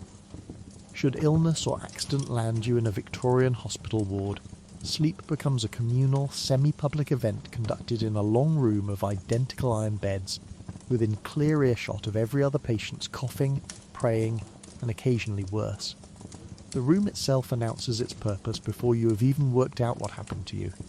It smells of carbolic acid, a harsh, scrubbed, slightly medicinal smell that the era considers the very scent of cleanliness, applied liberally to floors, walls, and occasionally patients, whether or not the patient in question was consulted about it. Somewhere underneath the carbolic lurks the older smell it is trying to cover, and you decide, wisely, not to think too hard about that one. Gas jets burn low along the walls all night, turned down but never fully off, casting the sort of dim, flickering half-light that a modern hospital achieves with a single dimmer switch. And you achieve here through the patient labour of a night nurse, walking the length of the ward with a taper. That night nurse, incidentally, is your entire monitoring system. There is no soft electronic beep counting your heartbeat, no glowing screen charting your progress while you sleep. There is a woman in a starched apron who walks past every so often, presses the back of her hand to your forehead, and decides, largely on instinct and experience, whether you are dying faster than expected. Florence Nightingale has, within recent memory, made an enormous fuss about ventilation, cleanliness, and the radical notion that patients might recover better if the ward is not actively trying to kill them through neglect. And the hospitals of the 1870s are, slowly, grudgingly, listening. This is progress. It does not feel like progress at 3 a.m. when the man 2 beds down is having what can only be described as an opinion about his own existence, out loud, at length. You lie in your iron bed, one of perhaps 20 or 30 identical beds arranged in 2 neat rows, close enough that you could reach out and hold the hand of a total stranger, which occasionally you do, because nobody in 1870s medicine has invented the concept of not overhearing your neighbour's medical crisis. Consumption coughs from one corner. Someone recovering from a broken leg groans every time they shift position. Somewhere, mercifully out of sight behind a folding screen, a more serious case is being attended to, and the entire ward has developed the specific skill of not looking at the screen while absolutely straining to hear what is happening behind it. It is, in its own grim way, the 19th century's version of overhearing your neighbours argue through a shared apartment wall, except the argument is with mortality itself, and you cannot simply put in earplugs and mind your own business. If you require surgery during your stay, you should know you are lucky to be here at all in one sense, and unlucky in several others. Anesthesia exists now, mercifully, chloroform or ether administered before the knife, rather than a leather strap between your teeth, so you will very likely sleep through the worst of it rather than experience it. What you cannot yet count on, not fully, not everywhere, is antisepsis. A surgeon named Joseph Lister has been making a considerable and not entirely welcome fuss about carbolic spray and the washing of hands. and the medical establishment is coming around to him with the slow, grinding enthusiasm of an institution that does not enjoy being told it was previously doing things wrong. So you sleep after your operation in a bed on a ward where infection is a real and present danger, and recovery is measured not in scheduled checkups, but in whether the fever that follows a few days later burns itself out or burns through you. Getting into this ward at all required a certain amount of bureaucracy that would feel familiar to anyone who has ever fought with an insurance company over which doctor they are permitted to see. The great voluntary hospitals, funded by charitable subscribers rather than the state, generally required a letter of recommendation from one of those subscribers before they would even consider admitting you, on the theory that hospital beds were a limited resource to be doled out to the deserving poor rather than simply handed to whoever happened to be bleeding on the doorstep. If you had money, you might instead be treated in the relative comfort of your own bedroom by a physician who came to you, sparing you the ward entirely, which tells you rather a lot about who actually ended up filling these rows of iron beds each night. The truly destitute, lacking both money and a subscriber's letter, often found themselves instead in the workhouse infirmary, a cousin of the hospital ward with even less funding and even less patience for anyone who failed to recover on schedule. Visiting hours, when they exist at all, are brief, rigid and supervised, a far cry from a modern hospital where relatives wander in and out at will, clutching balloons and inappropriate quantities of grapes. Families are permitted a narrow window once or twice a week, herded through the ward under the watchful eye of the matron, and expected to keep their voices low and their visits short. Because the ward has a schedule to maintain and sentiment, however understandable, is not permitted to disrupt it. For a patient facing a long stay, this means the bulk of your recovery happens in the company of strangers rather than family. Your actual relations reduced to a brief, anxious hour on visiting day, peering at you from the end of the bed as though checking on a parcel that may or may not have survived the post. Meals, medicine, and washing all happen on ward time, which is to say whenever the staff can manage it, and sleep is squeezed in around a schedule dictated by other people's emergencies. You doze in short, broken stretches, waking at the clatter of a dropped bedpan, the whisper of the night nurse's skirts on the floorboards, the distant ringing of a church bell marking an hour you have no particular reason to know. There is no curtain to pull around your own bed for privacy, no call button, no adjustable mattress humming quietly as it tilts you upright. There is a ward, a row of beds, and the profound communal intimacy of recovering in front of an audience of fellow sufferers who are, in fairness, far too busy recovering themselves to actually watch you. And yet, for all its grimness, the ward has a strange fellowship to it that a private room lacks. The woman in the next bed, recovering from her own long illness, will pass you water in the night if the nurse is occupied elsewhere. The old sailor 2 beds down, missing most of a leg from an accident at the docks, will tell you, unprompted, exactly how he lost it, 3 times, with slightly different details each telling, and somehow this becomes company rather than nuisance. You are not merely a patient here. You are a temporary resident of a small involuntary community bound together by bad luck and iron bed frames, and there is something oddly comforting about not suffering entirely alone, even if the fellow beside you is suffering rather loudly. By the time dawn creeps through the tall ward windows and the first trolley of the day rattles down the aisle, you will have slept, technically, in the sense that some hours passed with your eyes closed. Whether you rested is an entirely separate question, one the Victorian hospital ward has never once pretended to answer. Not everyone gets a bed at all. Sailors sleep swinging in canvas hammocks slung so close together that an entire crew rocks in unison with the ship, while soldiers on campaign make do with whatever patch of ground is driest that particular evening. Aboard a Royal Navy vessel, your sleeping quarters measure roughly 14 inches of hammock width per man, a figure the Admiralty considers perfectly adequate, and every sailor who has ever tried to turn over in the night considers a personal insult. The hammocks hang in tight rows below deck, slung from hooks bolted into the beams, so close together that your neighbour's elbow is functionally part of your own sleeping arrangement. When the ship rolls, and the ship is always rolling, the entire row of hammocks swings in unison, 40 or 50 men rocking together like a strange snoring pendulum, which is either soothing or nightmarish depending entirely on how seasick you already feel. The smell down here is its own achievement, a rich blend of tar, bilgewater, unwashed wool, salt pork, and the particular staleness of air that has been breathed by the same 40 men for several weeks, without much encouragement to go anywhere else. There are no portholes to speak of down in the berth deck, no fresh air exchange, nothing resembling ventilation as Florence Nightingale would define it.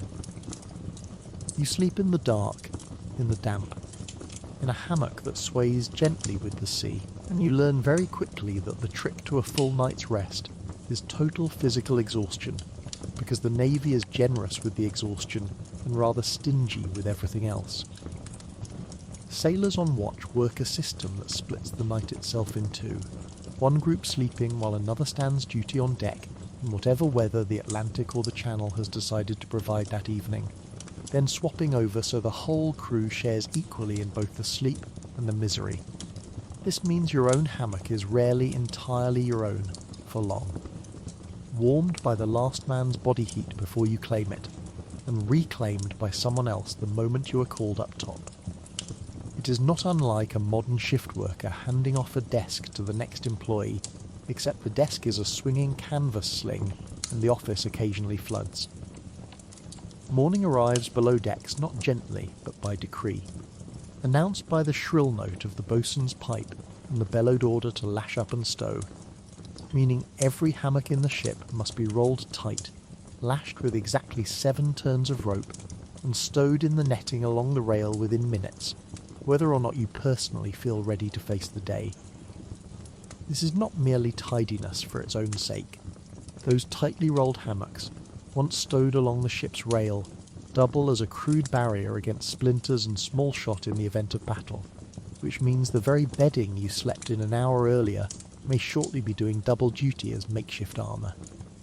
There is no snooze button on a boatswain's pipe, no gentle nudging awake by sunlight through a curtain.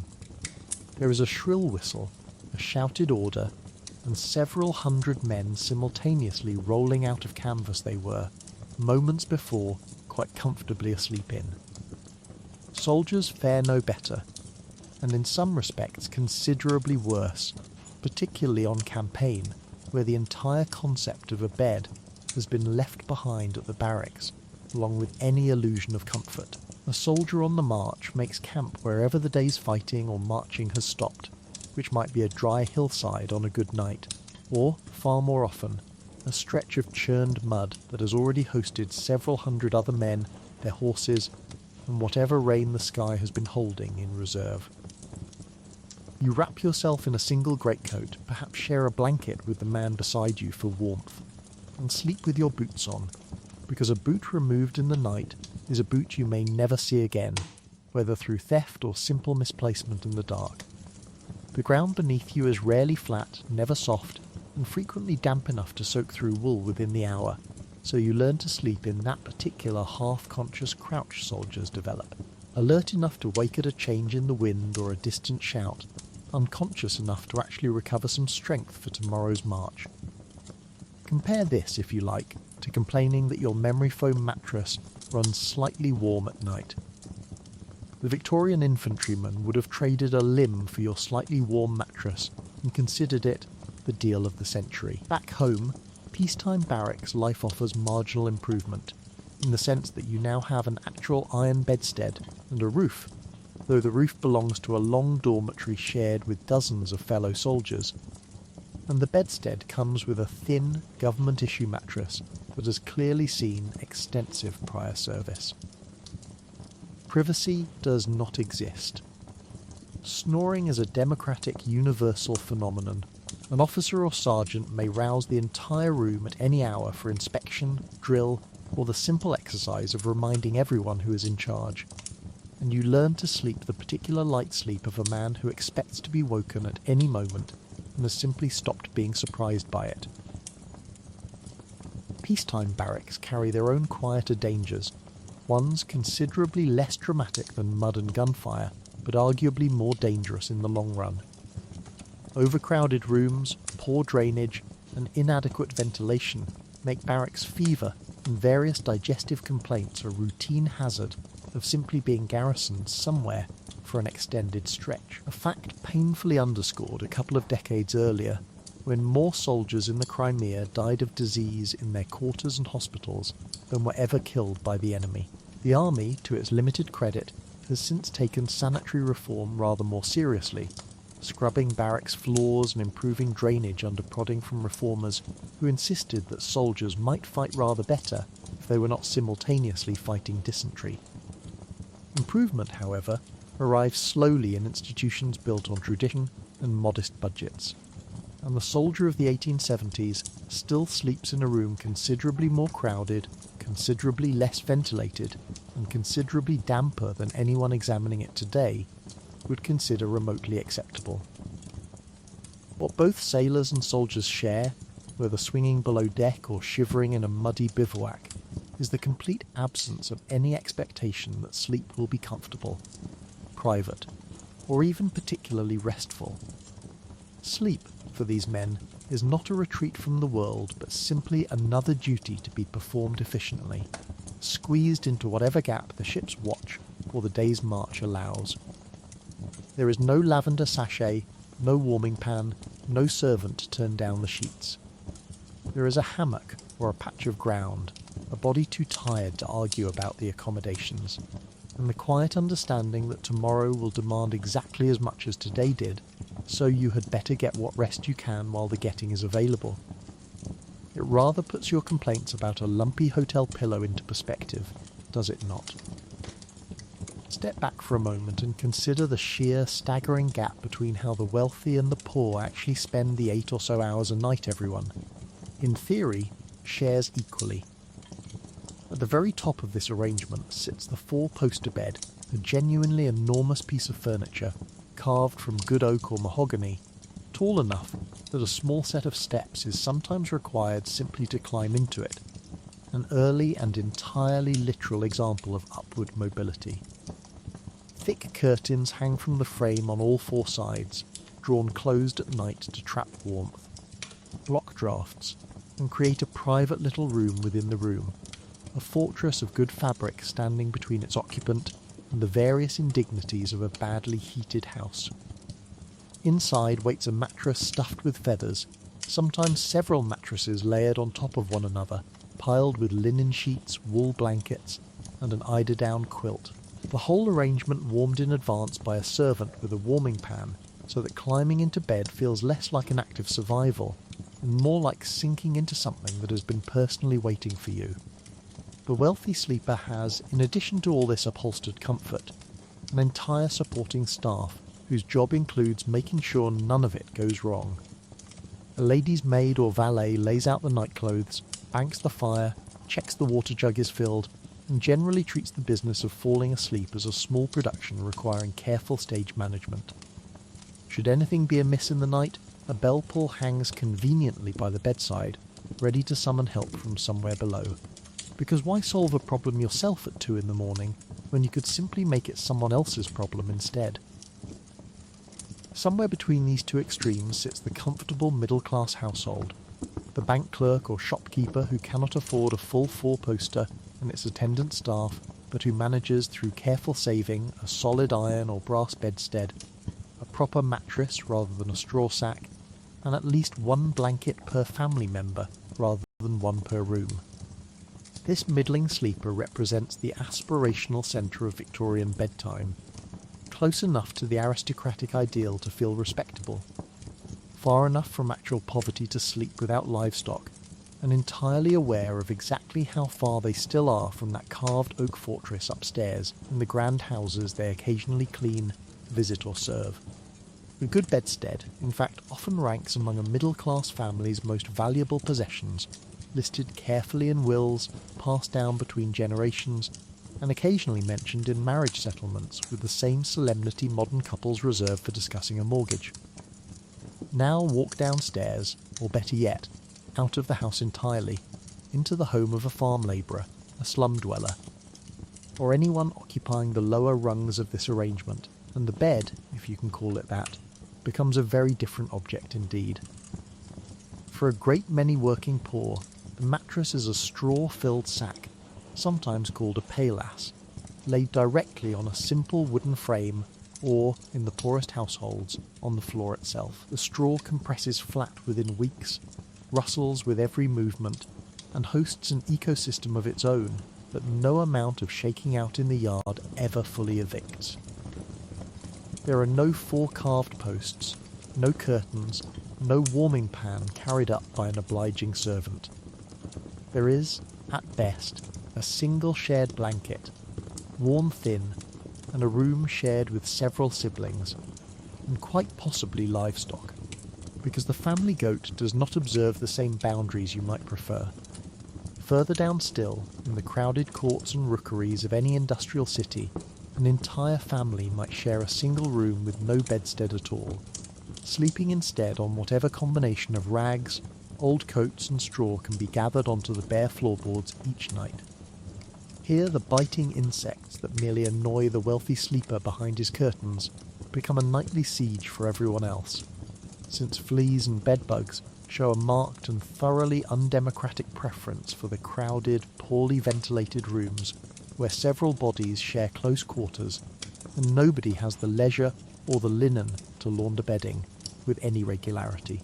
A physician visiting such rooms on public health business, and several did in growing numbers as the century wore on, might note with clinical detachment that an entire family had shared not merely a room, but effectively a single blanket, arranged so the smallest children slept nearest the centre for warmth, a practical, loving, thoroughly undignified solution to a problem the 4-poster fortress upstairs has never once had to consider. Consider the sheer temperature difference alone. The wealthy sleeper drifts off in a curtained, warmed enclosure, insulated from the cold by good fabric, and a fire kept burning in the next room. The poor sleeper huddles under a single blanket in an uninsulated cottage or a cramped city room, breath visibly fogging in the winter air, relying on nothing more sophisticated than the body heat of whichever siblings happen to be sharing the straw that night. It is the difference between a heated smart thermostat set to a perfect 68 degrees and sleeping in your car with the windows cracked, except nobody in this second scenario chose it, and nobody is getting out of it by morning either. And yet, strangely, both sleepers wake at more or less the same hour, dressed by more or less the same daylight, to face a day that will treat them in wildly unequal proportions from that point forward.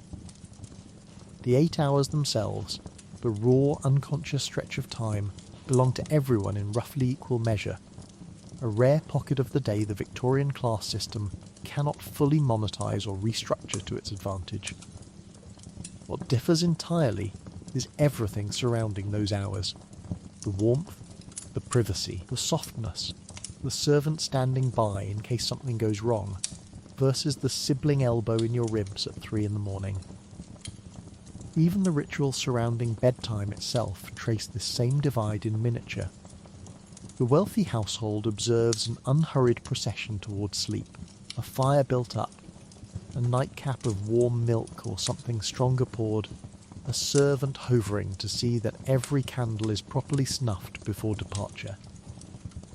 The poor household simply stops, mid-task, when the light fails and the work is done, because there is no fire to build up beyond what little fuel can be spared, and the only procession towards sleep is the practical business of everyone finding their allotted patch of straw before exhaustion makes the choice for them.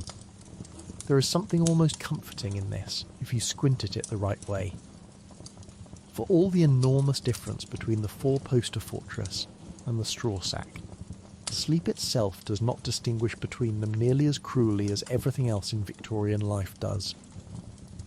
The aristocrat dreams behind velvet curtains, and the servant dreams in the attic above him, and for a few unconscious hours each night, the gap between them, while still very real, at least stops actively growing. Morning, of course, will restore the usual order promptly and without apology, but the night itself remains a small, strange truce. It is perhaps the only truly democratic institution Victorian England ever managed to produce, and it achieved this entirely by accident, without a single reformer, politician or pamphlet ever setting out to arrange it that way. When serious illness strikes in the night, the entire household reorganises itself around the sick room, taking turns keeping vigil at the bedside through the small hours, spooning broth, changing compresses, and listening for every change in breathing. The illness itself might be typhoid, scarlet fever, diphtheria, or one of the vague, ominous categories Victorian medicine files under nervous fever, a catch-all diagnosis that essentially means the patient is very unwell and the doctor is not entirely certain why, but is confident that rest, quiet, and a great deal of watching will help matters, or at least will not make them measurably worse. There is no thermometer chart clipped to the foot of the bed, no monitor tracking a pulse in soft green numbers. There is a family member, usually a mother, wife, or eldest daughter, sitting in a hard chair pulled close to the bed, hour after hour, watching the rise and fall of her chest by candlelight, and doing the mental arithmetic of whether that rhythm seems steadier or worse than it did an hour ago. The sick room itself has rules, and they are followed with the seriousness of religious observance.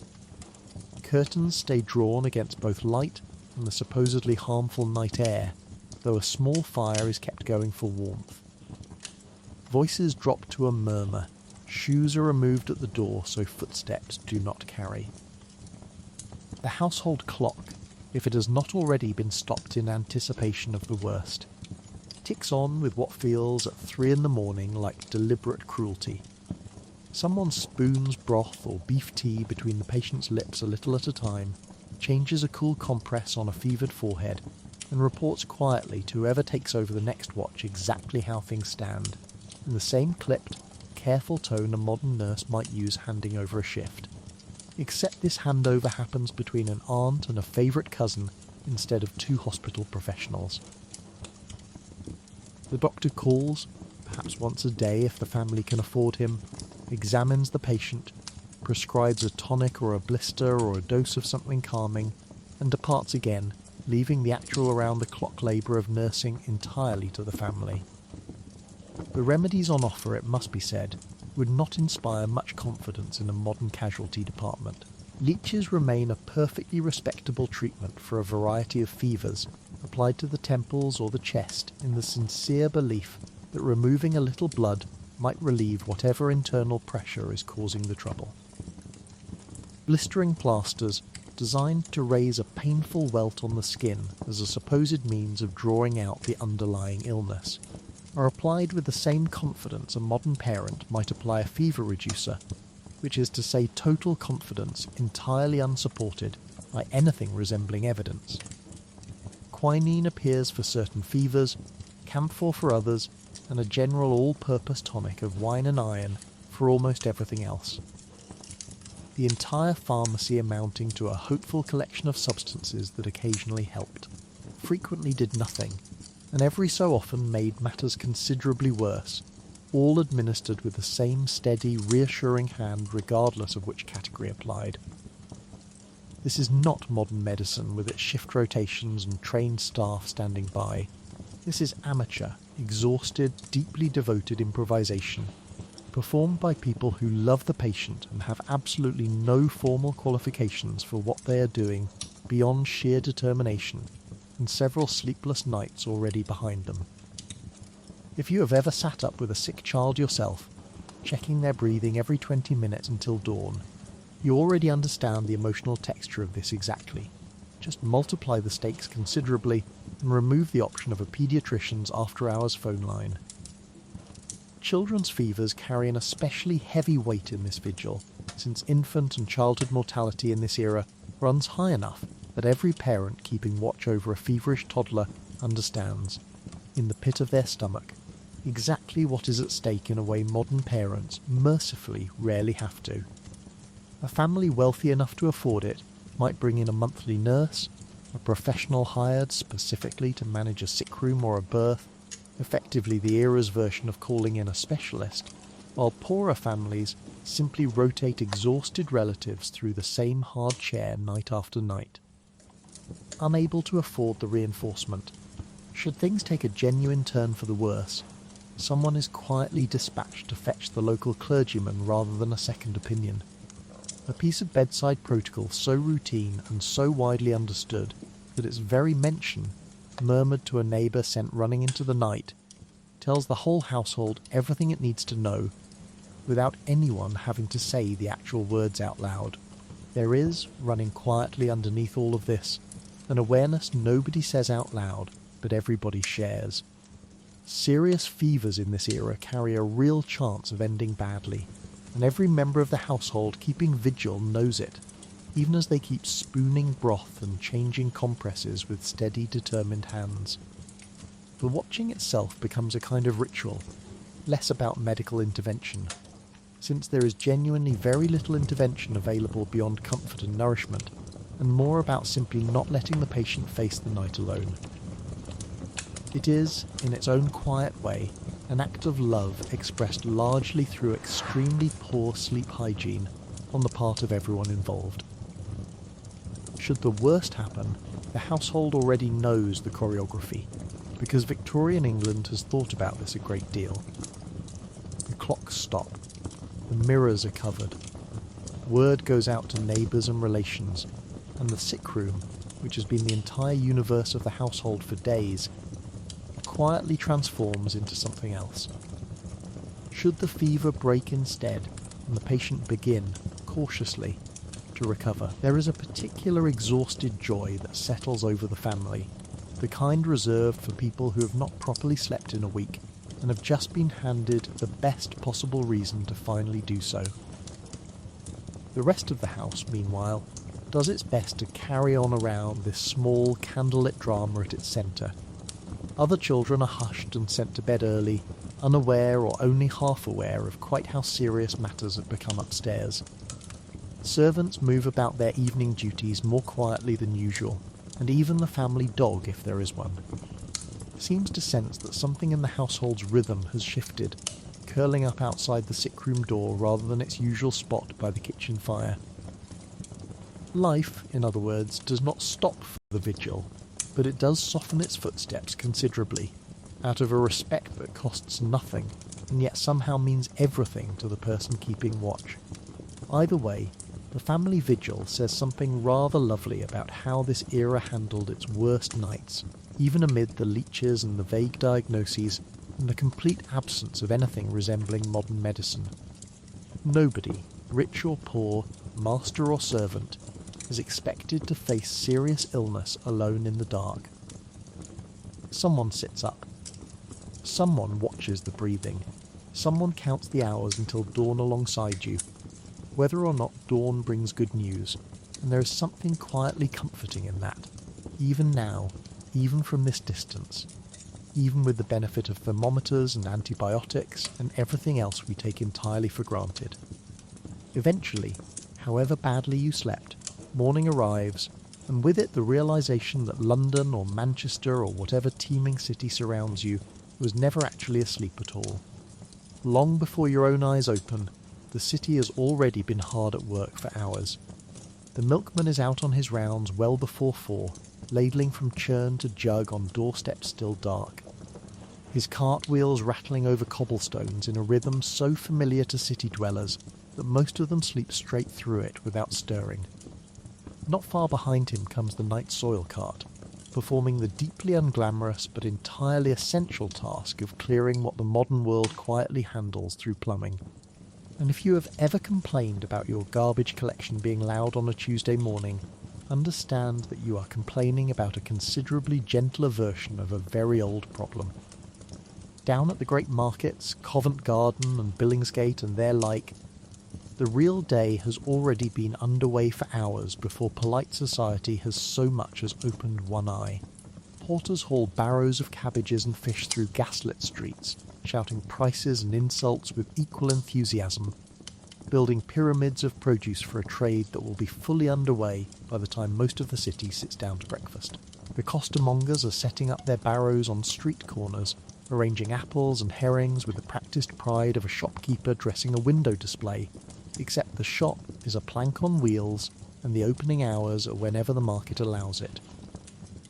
Factory whistles begin sounding in the industrial districts well before dawn proper, calling workers from their crowded lodging houses and shared beds toward another 12 or 14-hour shift, the sound carrying for streets in the cold morning air like an alarm clock nobody personally owns, but everybody obeys anyway. Chimney sweeps, often boys barely old enough to understand what they have been sent to do, are already climbing into the flues of houses whose wealthy occupants are still tucked behind their 4 poster curtains, blissfully unaware of the soot-covered child currently working somewhere above their bedroom ceiling. The night watchman, having patrolled the streets all the dark hours calling out that all is well at each passing hour, finally hands his duties over to the morning constable. 2 men briefly overlapping in the grey light like a very understated changing of the guard. Upstairs in the grand houses whose chimneys these boys are currently cleaning, the family that owns the house will not stir for hours yet, will not so much as ring the bell summoning a lady's maid until a civilised hour well past what the costermongers and the porters would consider the middle of the working day. This is, in its own way, the clearest possible illustration of everything this evening has been circling around. The city runs on the labour of people who rise in darkness, so that a smaller number of people can wake in daylight to a world already fully arranged for their convenience.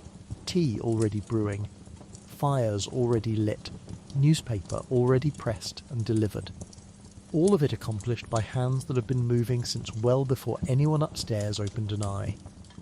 The postal service, remarkably, has already been at work as well, since the mid-Victorian penny post delivers with a regularity and frequency that would embarrass a good many modern parcel services. Sometimes several deliveries a day, even in ordinary residential streets. A letter posted the previous evening might already be resting on a breakfast table by the time its recipient sits down to toast, having passed through sorting rooms and been carried by messengers while the entire household slept soundly upstairs, blissfully unaware of quite how much coordinated human effort was required to make that small, unremarkable envelope appear beside the marmalade. Even the criminal underworld and the respectable working world brush shoulders at this hour. One crowd heading home to finally sleep as the other rises to begin its labour, passing each other on the same streets with the specific wordless nod of people who each know exactly what the other has been doing all night and have decided not to mention it. Somewhere in this handover, a match seller arranges her tray, a newspaper boy collects his stack of the morning edition still smelling faintly of ink, and a church bell somewhere rings the hour with the calm indifference of an institution that has watched this exact handover happen every single day for centuries, and expects to keep watching it for centuries more. By the time full daylight arrives, the street cries alone would be enough to wake anyone who had somehow slept through the carts and the whistles. An entire chorus of vendors advertising their wares in the particular sing-song cadence each trade has perfected over generations. The muffin man's bell, the sweep's own cry announcing his trade. The fishwife's practised holler carrying 2 streets in either direction. It is, in its chaotic way, an alarm clock assembled from several dozen independent contractors, each one utterly convinced their particular cry is the one that matters most, and none of them remotely interested in whether you personally asked to be woken by it. Whatever kind of night you personally had, however many strangers shared your mattress, however many bedbugs sampled your ankles, however many bells summoned you or your household staff into the cold, the city outside never once paused to accommodate any of it. It simply kept moving, quietly, industriously, in the dark, the way it always does, the way it will again tonight, and the way it presumably will long after every soul currently sleeping in it has been tucked into a rather more permanent kind of rest.